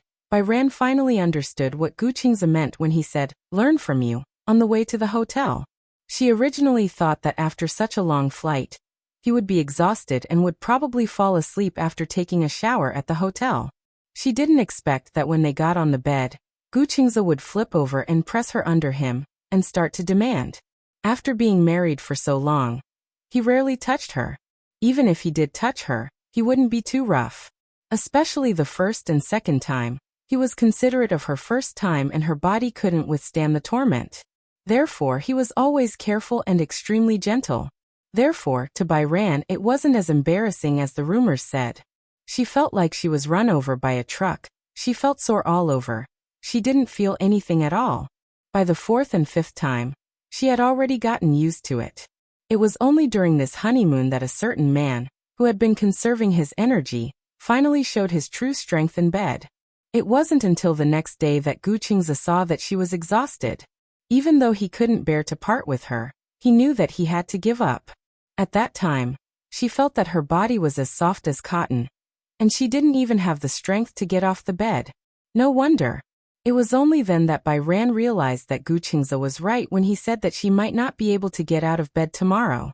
It turned out that this man already had some kind of plan from the moment he boarded the plane. Gu Qingze carried her. After cleaning her up, he carried her to bed to rest. When he held her in his arms, he couldn't help but feel a little restless. Only then did she beg for mercy. She kissed and pecked him, saying all sorts of nice things. Only then did he hug her in satisfaction and fall asleep. That night, she was really tired. The energy she had replenished on the plane had been completely squeezed out. Therefore, she slept especially soundly. She didn't even dream of anything and slept until noon the next day. At noon she still couldn't bear to wake up. Gu Qingze was the first to wake up. He waited for her to wake up, but she didn't wake up, so he kissed her awake. Watch first episode Zue new chapter section. Please go to client, mobile address. Watch first episode Zue new chapter section. Please go to client, mobile address. Chapter 142. Reading on the phone. Reading on the phone at noon. She still couldn't bear to wake up. Gu Qingze was the first to wake up, but she didn't wake up no matter how long he waited, so he kissed her awake. Byran had been tormented by him until very late at night, and a woman's stamina was not as good as a man's. Although she had rested enough and didn't feel sleepy, after an entire night of passion, she opened her eyes but didn't have the strength to get out of bed. Gu Qingze kissed her awake, so he naturally wouldn't waste the rare honeymoon opportunity. Although they were getting married on a trip, Byran and Gu Qingze had agreed to include a honeymoon in the trip. Especially, it was when he saw Byran wake up. Her sleepy eyes were surrounded by smoke. Although she had just woken up and was in a daze, her skin was surprisingly good and had the texture of egg white. The more Gu Qingze looked at her, the more he held her face and kissed her more and more passionately. The more he kissed her, the more he wanted to have her. Under Byran's half-hearted resistance, he had her twice. It was as if he wanted to vent all the passion and vitality he had accumulated over the past 20 years on this woman in this limited and short period of time. Gu Qingze had been forbidden for too long. It wasn't that he hadn't thought about the relationship between a man and a woman. After all, he was an adult man and naturally had needs. However, he was different from ordinary men. Forget about what happened. Even ordinary kissing and hugging could not be done without a foundation of feelings. It was almost instinctive for him to think about love. It wasn't that he hadn't thought about the relationship between a man and a woman based on feelings. It wasn't purely because he couldn't let go of Byran. At that time he didn't have any expectations of meeting Byran again. As for the Gu family, they basically turned a blind eye to his relationship problems. Gu Jinglian felt that dating and marriage were two different things. Hence he was open to dating. However, Gu Qingze couldn't be bothered to deal with it. He felt that it was too tiring to start from knowing each other, and then understand each other. In a way he was too lazy. Therefore, gradually as time passed, he became numb to such things. As long as it was something that could be solved by himself, he would do it half-heartedly. In any case, to him, these were all things that could be solved by himself. However, after meeting Bai Hao, the instinct that had been suppressed in his body for a long time was finally released. It was as if he couldn't get enough of it no matter how much he ate. Bai Ran wanted to cooperate with him, but Gu Qingze was young and hot-blooded. After 2 rounds, he was exhausted. Therefore, not long after, she collapsed in his arms and learned how to act coquettishly. She hummed and pushed him away. Obviously, she couldn't handle it anymore. Unbeknownst to her, Gu Qingze almost couldn't control himself when he heard her whining. Jin in the future, you're not allowed to act coquettishly with anyone other than me. Gu Qingze suddenly made a strange request. Bai Hao was a little confused. He didn't understand. What's wrong? Promise me, okay? When Gu Qingze thought of her using such a tone to act coquettishly with others, regardless of whether it was a man or a woman, he was very offended. All right. Bai Hao made a generous gesture. I promise you. What an overbearing man. Viewing Starter Zue New Chapter 8 sections, please go to Hall Guest, mobile address. Starter Zue New Chapter sections, please go to Hall Guest, mobile address. Chapter 143. Reading on mobile phone. Reading on mobile phone. In the afternoon, Bai Ran finally recovered and was able to get out of bed. The two of them packed up and went to the hotel's Western restaurant. She was a little hungry, but it was not a meal. However, this hotel was a 5-star Holiday Inn in Hong Kong. The hotel's luxurious Western restaurant had a huge floor-to-ceiling window. Sitting by the window, not only could one have a panoramic view of the pirates and the forest, but one could also enjoy an especially authentic English afternoon tea. Bai Ran politely declined English cuisine, but the English afternoon tea was quite delicious. Bai Ran looked at the dessert tower in front of her and the fragrant black tea, and felt her whole body relax a little. The dessert tower's decoration was so beautiful that Bai Ran could not help but take a few pictures and share them on her WeChat moments. However, not long after, several WeChat notifications suddenly rang. Bai Ran picked up her phone and saw that it was the company's business department director. She had forgotten that she had forgotten to block her colleagues from the company when she was sharing the pictures. She said that she was not feeling well and wanted to take leave. In the end, she went to have fun. Why can't I get through to her? Is she deliberately not picking up? Bai Ran, I'm warning you, call me back immediately. Otherwise, you'll be punished for absenteeism. In just a few words, the beautiful afternoon mood was completely ruined. Bai Ran's face fell. Gu Qingze saw this and could not help but ask, what's the matter? I just took a few pictures and shared them on WeChat moments. The company director saw it. Oh, Gu Qingze was a little surprised. Didn't you resign? But I haven't resigned yet. When Gu Qingze heard this, he suddenly asked tentatively, do you still want to do this job? Bai Ran looked up and glanced at him. She pursed her lips and said the most heartfelt words. Actually, I don't want to do this job anymore. In the beginning, I joined this company because I felt that I would be able to gain good experience in this company. I studied design, and in the future, I hope to have my own design studio. However, ever since I joined this company, they only asked for the same designs. Also, because they work with the local wedding dress market, I draw wedding dresses every day until I'm about to throw up. This is not my dream. Gu Qingze nodded. Then why didn't you resign back then? Because if I change jobs and have no source of income, Auntie will say that I'm a freeloader. Bai Zhe was a strong-willed person. She had a strong sense of self-esteem and could not bear such humiliation. Old Gnawing Clan? She had started working as soon as she graduated. Although her salary wasn't high, it was reasonable. She had followed her aunt's wishes and joined the company. She was tired of the same designs every day. She was not an arrogant person, but with her goal, she absolutely did not want to settle for such a small company. If you're not happy at work, then change your job. It's also very troublesome to find a new job. There's no rush. A good job can't be rushed. Besides, I'm taking care of you. What are you afraid of? Gu Qing's especially calm words greatly moved Bai Ran. He said so matter-of-factly that he would take care of her. For a moment, she felt so happy that she was about to float up and watch. Starter Zue New Chapter 8 Sections Welcome to Hall of Visitors, Mobile Address. Watch Starter Zue New Chapter 8 Sections Welcome to Hall of Visitors, Mobile Address. Chapter 144. For the first time in her life, Bai Ran had the feeling that she had someone backing her up. Unconsciously, the corners of her lips curled up as she secretly laughed. Gu Qingzi saw that she was laughing and could not help but reach out to pinch her cheeks gently. What are you laughing at? I feel like you're my big backer. Now that you've said that, I feel more confident. Actually, Bai Ran was not a career-oriented woman. However, she was a person with a strong backbone. Especially after living under someone else's roof for so many years, she believed that no matter what, she had the ability to back herself up. However, after graduation, under her aunt's urging, she found a company and hurriedly started work. She did not consider her career direction and prospects. After joining the company, she designed a bunch of wedding dresses. She was almost numb to it. Originally, designing wedding dresses should have been a blissful thing. However, she often had to work overtime due to large orders.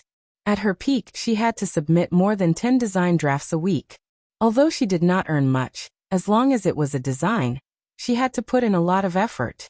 Therefore, almost every design draft was a masterpiece.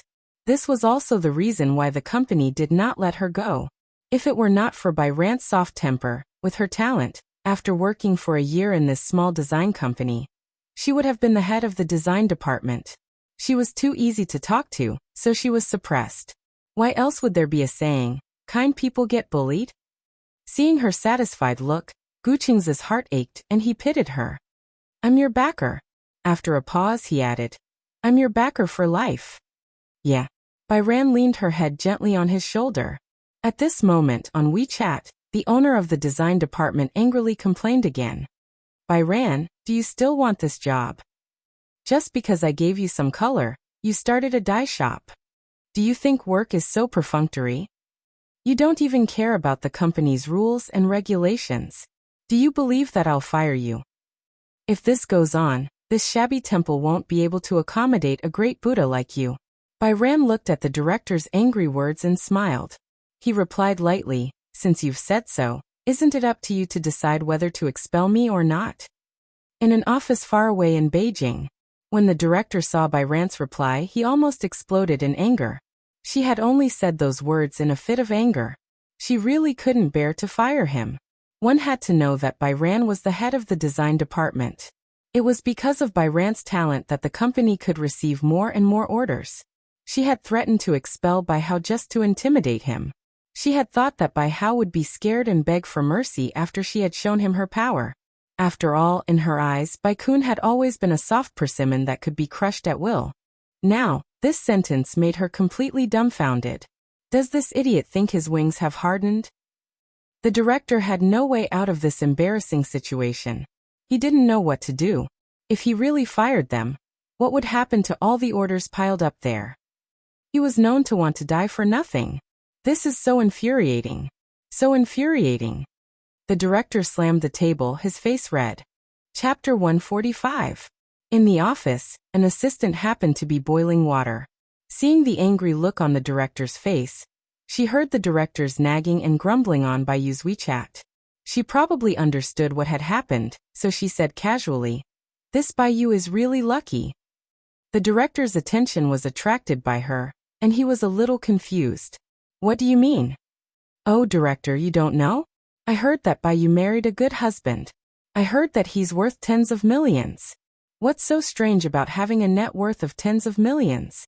The director said disapprovingly, in this capital, how many people with a net worth of tens of millions can be smashed with a brick? Sigh, director, you don't know this. Do you know about the Spring River Imperial Seal? I know. It's a very famous real estate. Those who can buy it are the top people in society.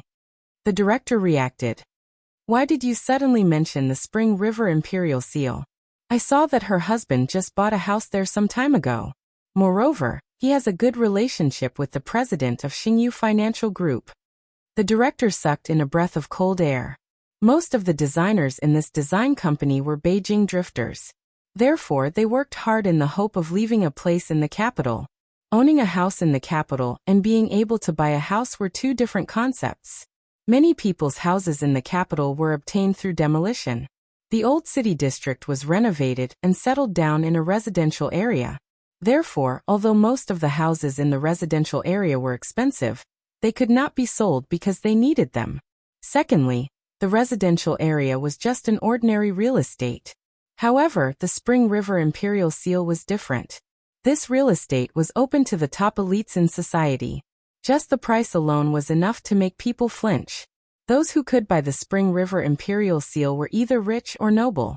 When he heard that Baiyu's husband lived in the Spring River Imperial Seal, the director did not believe it. Listen to her bragging. The houses there cost tens of millions, and you still have to draw numbers. It doesn't matter, you still have to line up obediently. This isn't Baiyu bragging. Everyone in our company knows and saw it with their own eyes. Baiyu said that her husband has special channels and can buy a house there at a 50% discount. Many colleagues in the company didn't believe it, so they all went with her. In the end, they were slapped in the face in public. Moreover, many people said that Baiyu's husband and the president of Xingyu Financial Group, Yin Tianyu. The director called out the name immediately. Yin Tianyu was an influential figure in the capital. It resounded like thunder in the ears. Yes, it was him. The two of them seemed to have a good relationship. Many people guessed that Bai Ran's husband is also a member of the rich second-generation circle. When the director heard this, he could not help but scoff. It's not that I want to say this, but this is just a dream. There has to be a limit, right? Rich second generation. Which of the rich second-generation heirs in the capital didn't care about matching up? What kind of family background does Bai Hao have? She has nothing. She only has a pretty face. Why would someone like her? She felt a little unbalanced. After all, even she hadn't found a partner yet. With a monthly income of 20 to 30,000, she was considered to be at the bottom of the food chain in Beijing. The assistant smiled but didn't say anything. Maybe she's married into a rich family, so she doesn't care about this job at all. From what I see, she definitely has nothing to do with it. How blissful it is to be a young mistress who doesn't have to worry about food and clothing. There wasn't much malice in his words, but they were filled with envy. When the director heard this, he was skeptical. You're not telling the truth, are you? Chapter 146. Reading on a mobile phone. Reading on a mobile phone. Everyone in the company knows that I'm not the only one who can decide whether this is true or not. After the assistant finished speaking, she smiled and left. The director leaned back in his chair and suddenly felt a little puzzled. This society was not as romantic as television dramas. What Rich Young Master and Cinderella? This kind of plot could not be played out in reality. There was a reason why families of equal social status should be matched. The disparity between the rich and the poor was not small at all. Not to mention ordinary people like Bai Ran. Even the female celebrities in the entertainment industry could not wait to squeeze their heads into the gaps of the rich and powerful. However, the real rich and powerful looked down on them. Although the aristocratic system had been abolished in the country, just by looking at the banquets, the charity events, and the famous private clubs, it was clear that the abolition of the aristocratic system was just a superficial thing. In fact, many rich people liked to have the title of aristocrats. Everyone wanted to be a dragon or phoenix among men. The vanity and arrogance of humans had always been deeply ingrained. This was a little puzzling. Why could a commoner like Bai Ran marry into a rich and powerful family? That was the dream of many women. Moreover, Bai Ran was usually very dull and did not know how to please people.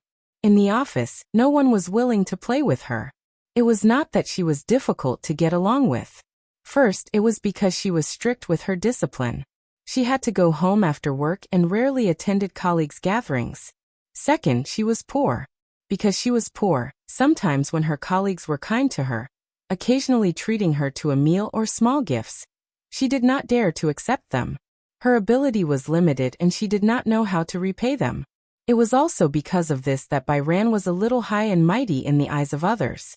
Such a girl, what kind of tricks did she use? However, where did this phrase come from? Circle. Since she had really married a rich man, the circle of rich people must not be small, right? If they could get closer to her, then wouldn't they have the opportunity to come into contact with the circle of rich people? Perhaps, she would be lucky enough to find a Mr. Right that she would be in love with. The director of the design department was already 27 years old. He had been in this company for more than 4 years. He was cautious and conscientious, and his dream was to be able to live and work in Beijing. Her hometown was not rich, and was a well-known poor village. After coming to the city, she was deeply attracted by the prosperity and neon lights here. She thought that she must stay in such a city. However, she had been busy with work for the past few years. She didn't like the male colleagues in the company, because they were from ordinary families. She didn't know many big shots and occasionally had the opportunity to go on blind dates. However, based on her qualifications, it seemed that she couldn't find a satisfactory one. However, since Byran was able to marry a rich man, she boasted that her background was better than Byran's. Therefore, she was more confident. Byran had just finished her afternoon tea when the director sent her another WeChat message. However, the tone in this message seemed to be much better. Tycoon. Previously it was my fault. You were not in good health. As your superior, I should have been more understanding. At the same time, you should be more understanding. I'm also very tired with so many employees. You haven't come to work for a few days, and the partners have been rushing you. I kept asking you when you would come to work, but you didn't reply. Today, I saw you showing off the food on your WeChat moments. I thought you were having fun and didn't look like you were sick. I got angry. Start Zue new chapter section, please go to hall guest, mobile address. Start Zue new chapter section, please go to hall guest, mobile address. Chapter 147. The director was especially good at manipulating people's thoughts. She knew that if Baisheng really married into a wealthy family like the rumors in the company said, then using the company's treatment to threaten her might not work at all. However, she knew that Baisheng was a girl with a strong sense of responsibility. Therefore, she would definitely feel guilty if she were to talk about her responsibilities at work. As expected, when Baisheng heard this, she really felt a little guilty. Indeed, when she heard the director's tactful tone, she also blamed herself. After all, she had not gone to the company for the past few days because of personal reasons, not because of her health. Except for that one time, she really could not get out of bed. In the end, because of the leave application, they had become unhappy, Baisheng said guiltily. Actually, some things have happened recently. I have also seriously considered the problem of work. I keep feeling that this job is not very suitable for me. I want to seek a development that is more suitable for me. At that time, it was indeed because I was not feeling well, but when I applied for leave, the company's handling made me feel a little disappointed. So, I understand, I also understand. You've been wronged, so are you a little disappointed with the company's leave application system? Baisheng said bluntly, yes. If it's because of this reason, I want to apologize to you solemnly. At that time, there was indeed a misunderstanding. When the employee was not feeling well, as the company's manager, I did not comfort her immediately. Instead, I questioned and was aggressive. It was indeed the company's fault. The director's sincere apology stunned Baisheng. If she had known earlier, this director had always been extremely harsh to her. Suddenly he became so gentle and considerate. It was hard for her to get used to it. Baisheng held her phone in a daze. Gu Qingze drank his tea casually at the side while observing her expression. However, he remained silent. On the other end, the director asked again, in short, if that's the case, you don't have to consider resigning anymore, right? When Baisheng heard this, she immediately explained, I don't want to resign because of this. Then, before Baisheng could speak, the director asked, Do you think the company can't give you a better development? Have you forgotten? You signed a contract with the company. If you leave, you have to pay the penalty fee. Penalty fee. Baisheng frowned. He did not remember this rule. However, she didn't see it clearly when she signed the contract. At that time, the people in the HR department were busy with work and kept urging her to sign the contract. She thought that it was a legitimate company, but she had indeed neglected the matter of liquidated damages. Gu Qingze heard her and said in a low voice, "I'll pay for the breach of contract." When Baisheng heard this, he said guiltily to the director, "I'll pay the penalty." The penalty for breaking the contract is very high. The director began to scare her. Baisheng said, "I still need to focus on my own future development. I don't think the company's environment is suitable for me." Actually, seeking better development is also a matter of urgency.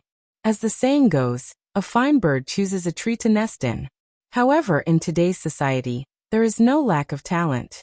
Who doesn't require many years of work experience to find a job outside? You can work here for a few years and become a senior designer. Then you can set up your own company. Chapter 148. Reading on mobile phone. Reading on mobile phone by Ran was stunned when he heard that. She did not expect that the department head, who usually had the temper of an old hag, would be so gentle and persuasive to her today. Was it really the same person? Bai Yan was not very good at rejecting people. Perhaps, since she was young, there were too few people who treated her well. Therefore, it was fine to say that they were a little mean to her, but she really didn't know how to reject them if they were gentle to her. However, she really wanted to leave, but she did not know how to respond to the department head's gentle tone. "How about this?" the department head probed. "I heard from a few of your colleagues that you got married not long ago." "Yeah. Then you've probably been on a honeymoon during this period of time?" I guess so." Bai Yan glanced at Gu Qingze, who looked at her and smiled. She smiled back and said, "We got married on a vacation." No wonder. The department head's tone was even more apologetic. She said guiltily, "I'm sorry, Bai Yan. I seem to have wronged you. No matter what, you should have fun during this period of time. When you return to the country and come to the company, we'll talk about the details." Okay. After hanging up the phone, Bai Yan looked at Gu Qingze blankly. Gu Qingze asked half jokingly, "What's wrong? Are you softening your heart? Don't tell me you're planning to continue working at the company?" "I heard that the breach of contract costs a lot of money." Gu Qingze smirked. "Didn't I say that I'll pay for you?" "But," Bai Yan pouted and muttered, "I didn't do anything wrong. Why should I pay them the breach of contract?" "There's a price for the breach of contract, but you can't restrict your life because of this visible price. This is not an equivalent exchange." After hearing Gu Qingze's words, Bai Yan suddenly felt enlightened. That's right. She couldn't possibly put her life and future on the line for the sake of a mere breach of contract. Moreover, if you don't want to pay the breach of contract, hire a lawyer and carefully read the contract. If the breach of contract involves the overbearing clause, the company's unreasonable request can be rejected. How much is the lawyer's fee? Bai Zhe began to calculate carefully in his little head. Gu Qingze didn't know whether to laugh or cry. "The legal team is ready-made. My company has them, so you don't have to pay extra." "Wow," Bai Hao nodded. "Okay, let's do that." Little money grubber. Gu Qingze couldn't help but scratch her nose lightly. How could this little fool be so cute and save money for him? "Since we're already married, you can just squander the money I earn. You don't have to be so frugal. Money will run out eventually." "But you can't earn all the money you want. You can only earn if you spend money, right?" Gu Qingze's brainwashing was deeply rooted in people's hearts. When they were in college, Bai Ruo had the nickname of a cheapskate. Being stingy meant being stingy. It was not that she was stingy, but her living expenses were too little. Usually, she did not even have enough to eat and wear.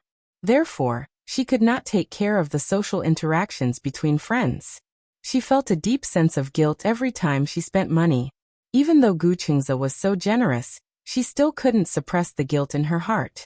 Viewing Starter Zue New Chapter 8 sections, please go to Lobby, mobile address. Watch Starter Zue New Chapter sections, please go to Lobby, mobile address. Chapter 149. She felt deeply guilty every time she spent money.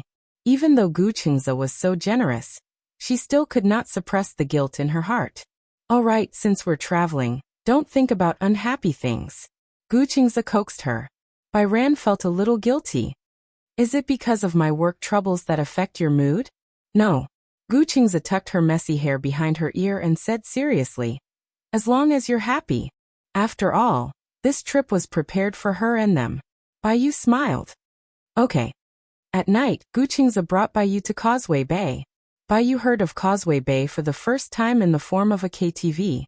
Before coming to Hong Kong, she did not know that Causeway Bay was the most famous landmark in Hong Kong. There were many KTV chains in the capital, and one of the more famous ones was Causeway Bay KTV. What kind of place is Causeway Bay? On the way there, Bai Yu was a little curious when she learned that Gu Qingze was bringing her to Causeway Bay. Just like Wangfujing Street in the capital?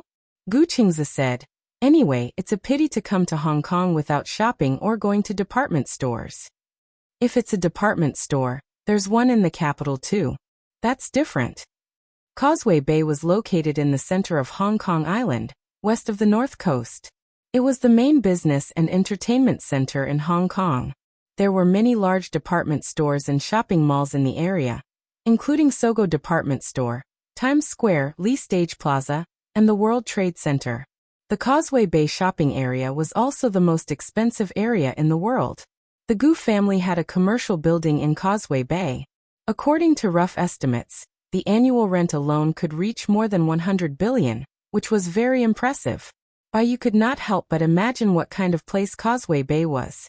She originally thought that department stores and shopping malls were nothing more than the same concept. However, when they arrived at their destination, they were greeted by colorful neon lights, bustling crowds, and stacked signboards. There were no blind spots. Causeway Bay was not big, but it was especially prosperous. Bai Yu glanced around and felt dazzled. It was too prosperous.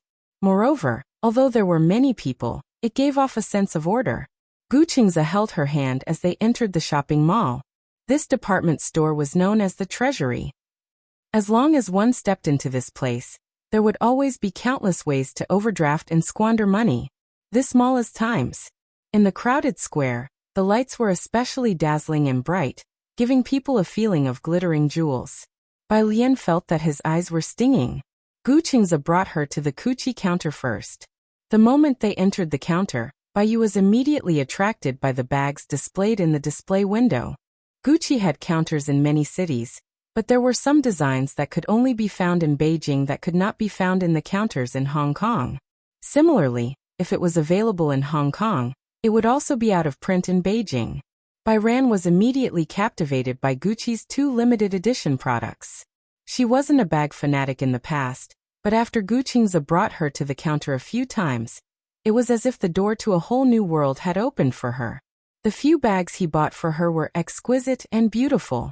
She couldn't bear to put them down and couldn't even bear to carry them for fear that they would break. She carefully treasured them. Gu Qingze said half jokingly and half seriously, "If you can't bear to carry those bags, it can only mean that you don't have enough bags." Starter Zue New Chapter 8 Section Please go to Hangkou, mobile address. Watch Starter Zue New Section Please go to Client, mobile address. Chapter 150. At first, Bai Yanyan did not understand what he meant by not having enough bags. Next, Gu Qingze used his actions to explain to her what it meant to be a shopaholic. Bai Yanyan boasted that she was a woman who could shop. Although she did not shop much in the past, she often accompanied others to shop. In the past, when she shopped, she only shopped and did not buy anything. It was easy. However, the real tiring part of shopping was that she would enter any store she saw, try on any clothes she liked, pack them up after trying them on, pay for them after packing, and then move to the next stop. From the first floor to the second floor, Gu Qingze carried her like a little chick. He stopped at almost every store and pulled her in whenever he saw something nice. Bai Yanyan thought that he owned Times Square too. Swiping his card was like playing around. Before she could look at the price tag, Gu Qingze had already paid the bill and packed them up. Two. There wasn't even a buffer. After just one floor, Bai Yanyan started to doubt her life. She was so tired that she panted and asked to rest for a while. However, Gu Qingze did not give her the chance. It was rare to find a place to rest in such a huge shopping mall, so he simply continued shopping. Bags, jewelry, branded clothes, cosmetics, lipstick. Gu Qingze, who had been single for so many years, had accumulated a lot of money for a wife. In addition to this trip, he had plenty of money. Therefore, he seemed to have been liberated and went crazy. Gu Qingze must be an oddity, the complete opposite of other men. The other male subordinates in the company, whether it was accompanying their girlfriends or their wives to go shopping, would always have a bitter expression on their faces when they mentioned it. However, for some reason, Gu Qingze felt very envious. He felt that whether it was a bag or a nice dress, not to mention a lipstick that could be bought for a few hundred yuan, he felt that just these valuable positions could make his girlfriend and wife happy. This kind of happiness was really precious. Bai Yanyan was originally exhausted, but when she reached the MAC counter, she could not walk anymore. She liked lipstick, and MAC was the only lipstick she could afford in the past.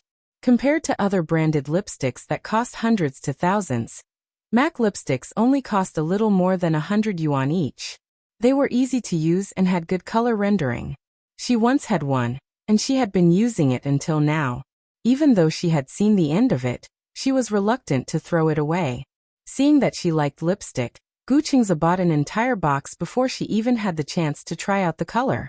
There were 128 lipsticks in a luxurious box set. There were so many popular brands, and they had everything. Bai Ran had just unscrewed the cap of a lipstick.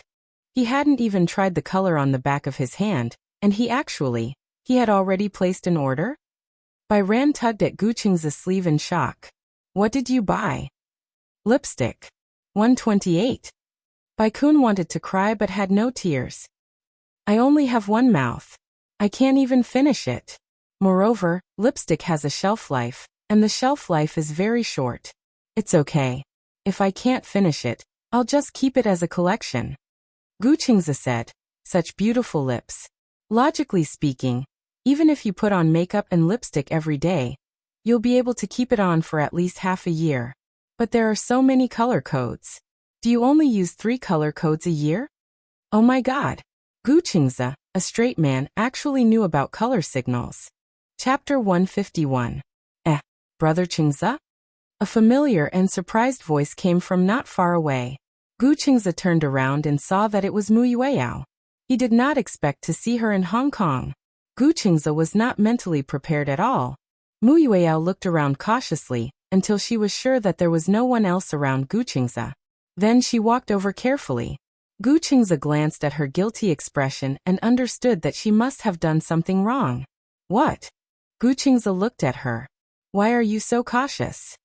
Are you alone? No. Gu Qingze looked at her from the corner of his eye. Mu Yueyao saw that Bai Ran was choosing blush and eyeshadow. She was surprised. This is your sister-in-law. Are you married? Mu Yueyao was even more shocked. Yeah, I haven't had the time to inform her yet. When is the wedding? Gu Qingze raised his eyebrows. At least until Nana wakes up. At the mention of Natalia, Mu Yueyao's eyelids twitched and she smiled. Oh right, we've already agreed on it. No matter whose wedding it is, we can't miss it. Yeah. Then, Mu Yueyao looked at him and then at Bai Ran. She asked curiously, why are you in Hong Kong? We're planning to travel and get married first. As for the ceremony, we'll officially send you an invitation when Nana wakes up. Okay. Then I'll wait for Brother Qingze's wedding invitation. After a pause, Mu Yueyao sighed. I wonder when Nana will wake up. Tell me honestly. Gu Qingze suddenly said something out of the blue. Ha. Mu Yueyao pointed at herself. Me? It's not the holidays now. Why are you in Hong Kong? Don't you have class? Mu Yueyao's face turned red. She was extremely embarrassed. Did you skip class again? Gu Qingze inched closer. Tell me, why did you skip class? Jingyang has a fan meeting in Hong Kong tomorrow. I wanted to come early to pick him up and... Gu Qingze's face darkened at the mention of Jingyang. You guys haven't reconciled yet? Mu Yueyao's face fell at his words. She let out a long sigh, turned around, and rubbed her forehead with a headache. I don't know. He seems to be avoiding me, but even if he doesn't forgive me, I don't care. Even if she could only hide in a corner and secretly watch him, that would be good. Gu Qingze sighed internally.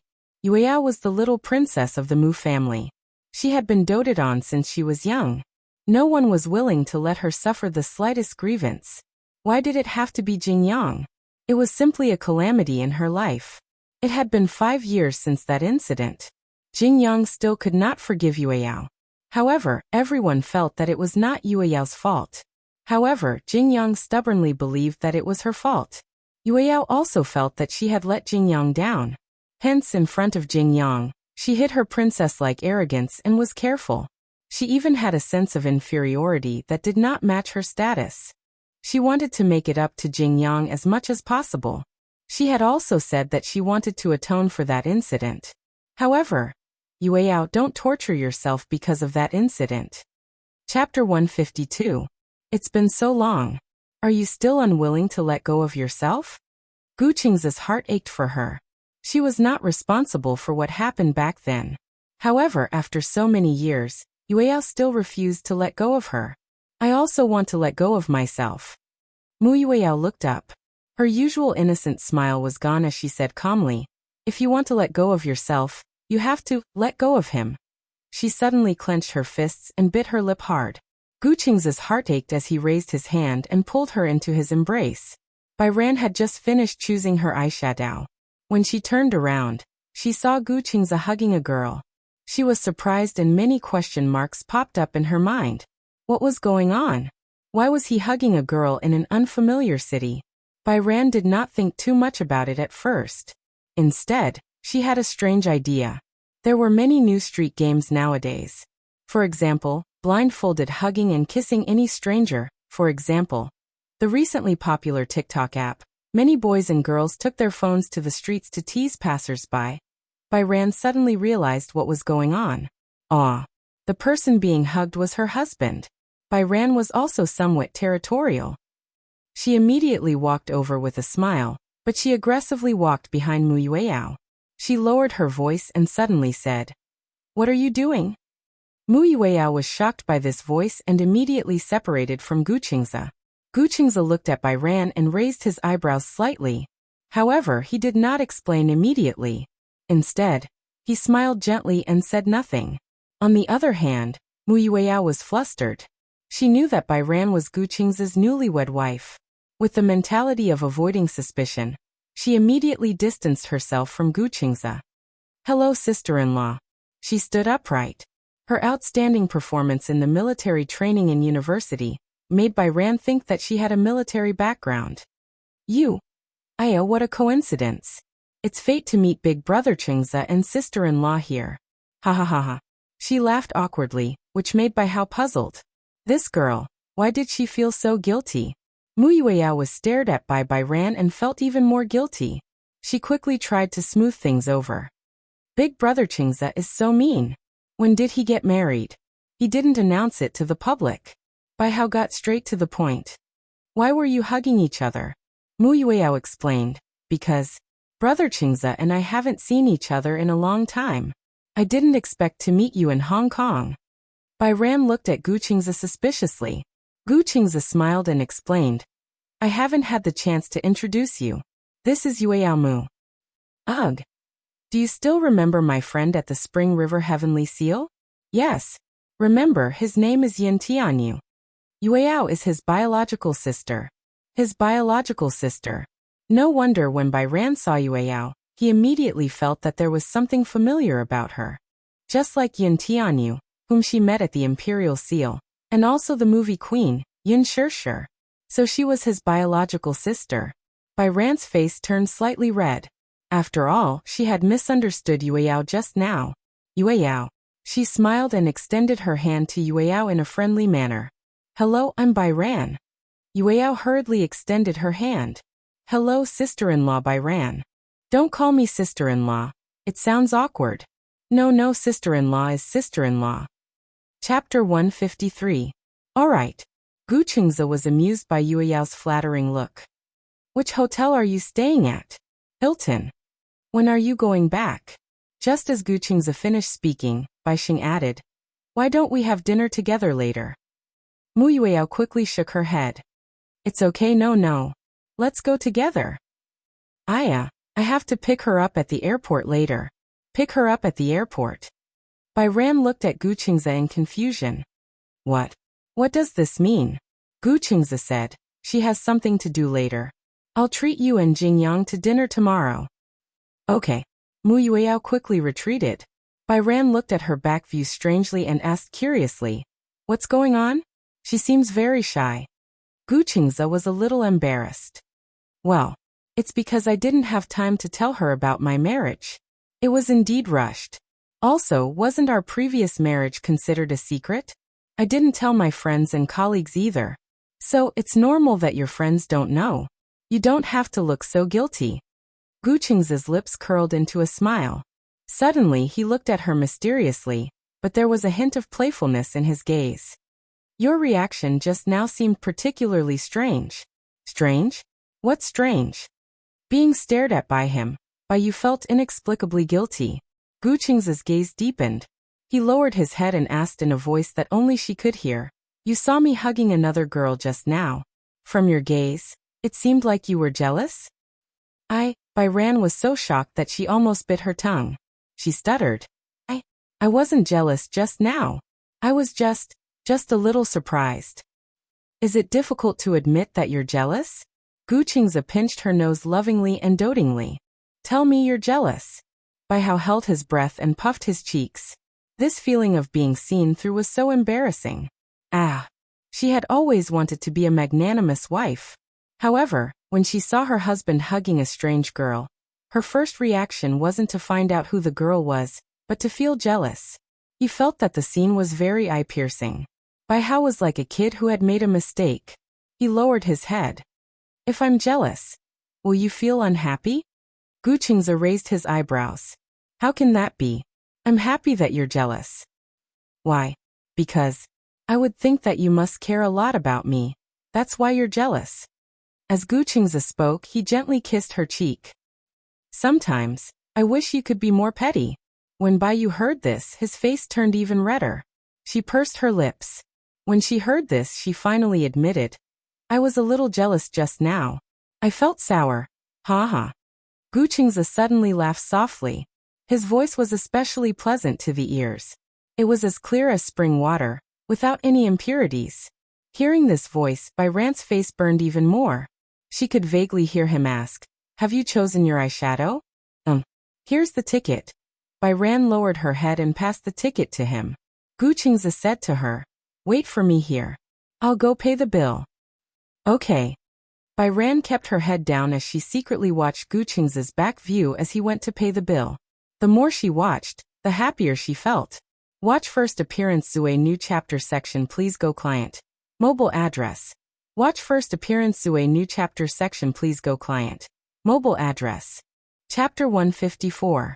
After shopping in Times Square, Bai Ran had done a lot of planning before coming to Hong Kong. Therefore, she suggested that they go to the online celebrity restaurant to check in. In the age of the internet, the concept of online celebrity restaurants and online celebrity dessert shops were everywhere. However, Gu Qingze did not have a good impression of online celebrity restaurants. The so-called online celebrity restaurants were actually cheap, affordable, and more delicious.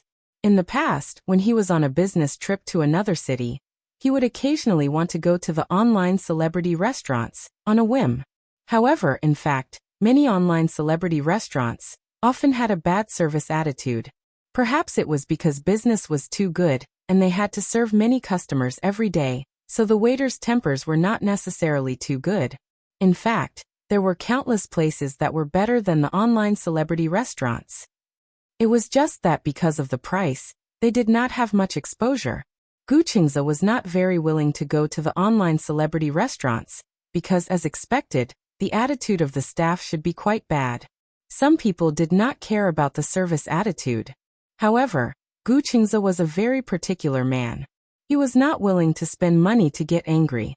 Don't go to the online celebrity restaurants.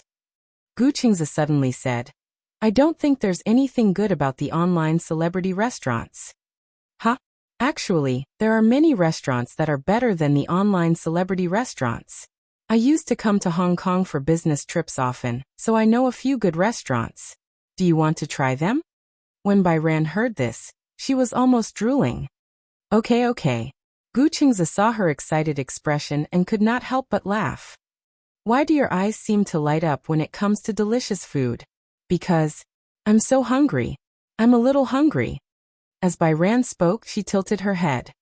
I think that in this world, only love and delicious food can't be let down. Okay, you won't let me down. It's a good thing that you like to eat. How is it a good thing? Because if we quarrel in the future, as long as I take you to eat delicious food, you definitely won't be angry. Gu Qingzi said it so matter-of-factly. Bai Ran said, won't you feed me until I'm white and fat like this? Gu Qingzi said with a serious expression, isn't it good to be white and fat? You're so thin now. When I hold you in my arms, I feel that there's not much meat on your body other than bones. Emph. Bai Kun pretended to be angry and said, when I eat until I'm white and fat, won't you dislike me? Why would I dislike it? Gu Qingzi raised his eyebrows and said, I like you. Even if you're as fat as a pig, I don't care. Really? But I can't accept that I'm too fat and out of shape, Bai Hao said with a look of disbelief. If that was the case, she wouldn't be able to wear any pretty clothes. She was obsessed with beauty, so she was especially strict with her body. Gu Qingzi pinched her cheek and said, to be honest, I don't like you when you're too skinny. If she had more meat on her body, she would be even cuter. If you're too skinny, I won't feel comfortable holding you in my arms at night. It's not good to be too fat. Yes, it's a little meaty. A little plumper is enough. When Bai Kun heard this, he was still a little skeptical. Let's go. If we're any later, we'll have to line up again. Gu Qingzi naturally held her hand. Viewing Starter Zue New Chapter 8 Sections Welcome to Hall of Visitors Mobile Address. Watch Starter Zue New Chapter 8 Sections Welcome to Hall of Visitors Mobile Address. Chapter 155. Gu Qingzi knew that there was an authentic Cantonese restaurant in Hong Kong that tasted pretty good. Hong Kong was inclusive of all things. The food culture of various countries bloomed here. However, when he came to Hong Kong, he naturally had to taste authentic Cantonese food. Gu Qingzi often went abroad, but after traveling to so many countries, he still felt that China's food culture was the most delicious. Gu Qingzi had a preference for Cantonese food. In Hong Kong, there were many authentic Cantonese dishes, but for the picky Gu Qingzi, the restaurants were also divided into different grades. As he was a regular customer, he would come to this restaurant every time he came to Hong Kong. Purple Air from the East was the name of this Cantonese restaurant. It was very recognizable and was easy to remember. When the manager saw Gu Qingzi, he welcomed him warmly. Are you here on a business trip again? No. Gu Qingzi pushed Bai Sheng in front of the manager and introduced her solemnly. This is my wife. This is our wedding trip. Hong Kong is the starting point. We plan to travel around the world to commemorate our wedding.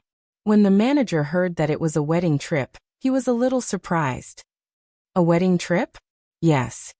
Although there were many people who wanted to go on a wedding trip, and it was trending, not many people actually took action.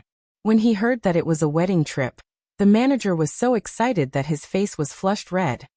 Mr. Gu, you came at the right time. We have a honeymoon room here. It seems that fate has decided to prepare it for you. Gu Qingzi nodded and held Bai Sheng's hand as he followed the manager to the room. Along the way, Bai Sheng was really getting more and more nervous. The restaurant's furnishings were especially luxurious. Although many glittering elements were used, they were not tacky. Instead, they showed a noble style. Bai Sheng was a little worried. She asked nervously in a low voice, will the expenses here be very high? It had almost become an instinct for her to care about the amount of expenses.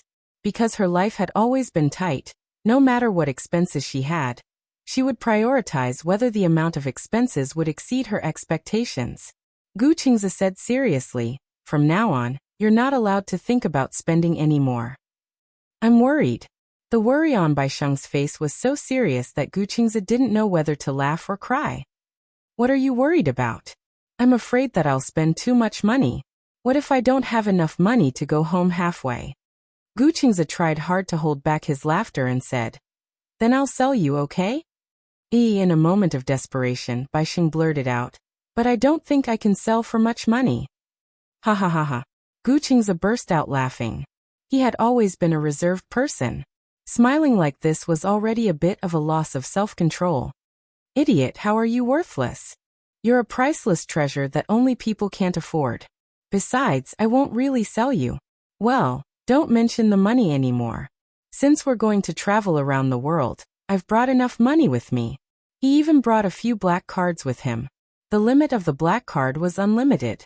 There was nothing to worry about. Only then did Baisheng relax. After the two of them entered the private room, Baisheng's concept of luxury was refreshed. The private room was especially big. The moment they entered the room, they were attracted by the crystal chandelier that occupied the entire ceiling. The chandelier was made up of countless crystal tubes. When the wind blew, they would collide with each other, creating a pleasant tinkling sound. Viewing Starter Zue New Chapter 8 Sections. Welcome to Hall of Visitors, mobile address. Watch Starter Zue New Chapter 8 Sections. Welcome to Hall of Visitors, mobile address. Chapter 156. It was too beautiful. The entire ceiling of the huge private room was occupied by this chandelier. Wasn't this chandelier too big? And it must have cost a fortune, right?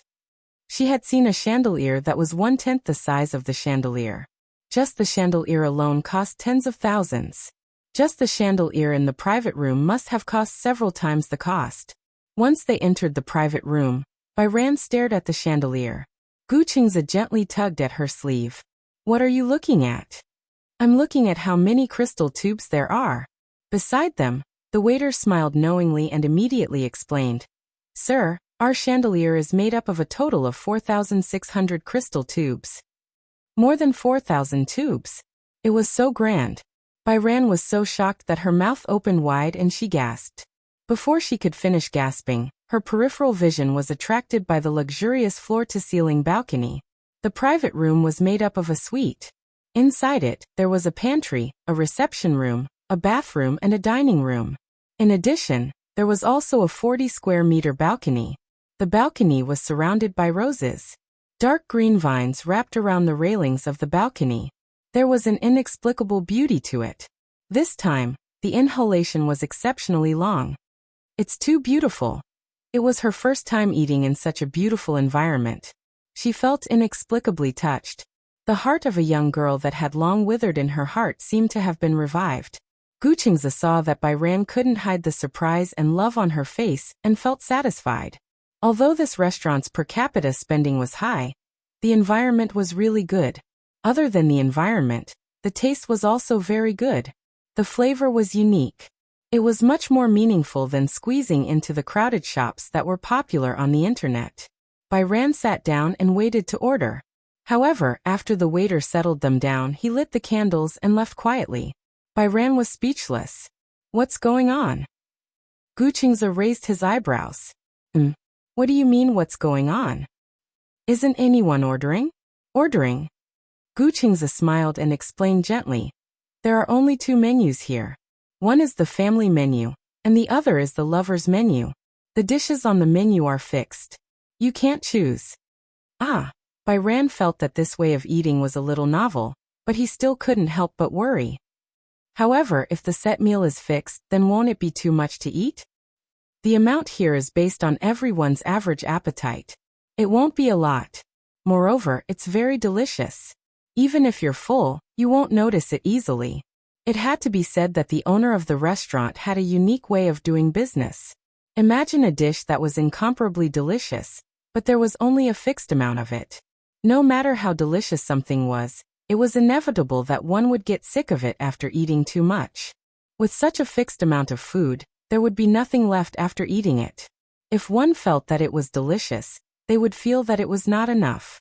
Next time, they would still be unable to resist coming here.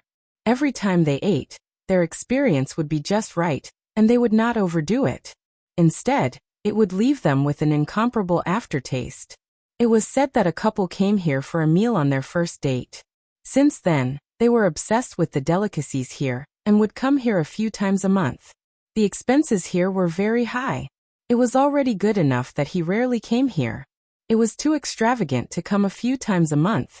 In the end, the man was so miserable that he almost went bankrupt. He quickly broke up with his girlfriend, which made people not know whether to laugh or cry. Viewing Starter Zue New Chapter 8 sections, please go to Tycoon, mobile address. Starter Zue New Chapter sections, please go to Tycoon, mobile address. Chapter 157. After sitting down for about half an hour, the dishes began to be served in an orderly manner. Guangzhou cuisine included the Pearl River Delta, Shaoguan, Zhangjiang, and other places. The ingredients were rich, the selection was meticulous, and the skills were excellent. It was clear but not bland, fresh but not uncommon, tender but not raw, and oily but not greasy. Generally, in terms of cooking, it was good at stir-frying. It required the control of the fire and the oil temperature to be just right. At the same time, it was also compatible with many Western cooking methods. It paid attention to the momentum and grade of the dishes. Chaozhou cuisine originated from the Chaos Han area. It was the best of Min and Guangdong, forming its own style. Among them, it was good at cooking seafood. Soups, vegetables, and beets were the most unique. The knife skills were exquisite, and the taste was pure.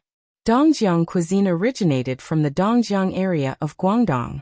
The dishes were mostly meat, and there were very few seafood. The main ingredients were prominent, and it paid attention to fragrance, heavy oil, and the taste was salty. It was good at casseroles and had a unique local flavor. Originally, Bairan thought that she would definitely not be used to it. She was born in the capital, but she was born spicy. Originally, it was hard for her to imagine what sweet tofu pudding tasted like in the north and south. It was said that the taste of Cantonese cuisine was on the sweet side. Among the 6 cold dishes, the most famous in Cantonese cuisine, white-cut chicken and honey roast pork. Bairan ate a piece of barbecued pork and was surprised. She had already defined the taste of barbecued pork in her mind. No matter how delicious it would only taste like that. She did not expect the authentic honey roast pork to taste so delicious. Bairan could not help but start to study.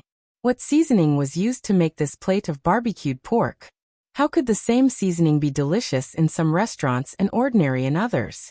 Although she did not often eat Cantonese cuisine, she had occasionally eaten Cantonese cuisine at gatherings. The taste was not so authentic and delicious. It was so delicious that she cried tears of happiness. Bairan held her chopsticks and was still intoxicated by the aftertaste of the barbecued pork. Gu Qingze recommended another set of Hong Kong-style shrimp dumplings. Eat this. Okay. Bairan was really conquered by the delicious taste of Cantonese cuisine. Seeing that Gu Qingze strongly recommended the shrimp dumplings, she immediately reached out her chopsticks and picked one up. He put a thin and tender prawn dumpling into his mouth. Before he could chew it carefully, the skin broke under the gentle bite of his teeth. The fresh and tender gravy and the delicious aroma of the prawns immediately rushed into his mouth. Ugh, Baihao's eyes brightened. He couldn't help but twist his body and shake his head. He looked so cute. Gu Qingze didn't know whether to laugh or cry. This is so fun. Why are you jumping up and down while eating? It was as if they were dancing. Delicious. Baihao couldn't help but pick up another one. As soon as he put it into his mouth, he started to nod like a little rabbit. Gu Qingze had never seen a person who wanted nothing more than to dance while eating. Ever since he was young, he had received a strict upbringing. Gu Jinglian was especially strict when it came to family education. Although they were not as strict as before, they had more rules than ordinary families. When he was young, whenever he ate something delicious, his body would shake uncontrollably. However, as he gradually grew up, he followed the rules and basically did not show any emotions when he ate. Whether it was delicious or not, it was all the same. If Bairan behaved like this, Gu Jinglian would say that he had no manners. However, he felt that Baihao's unruly display of his true feelings was very cute. Chapter 158. At the airport. It was packed with people.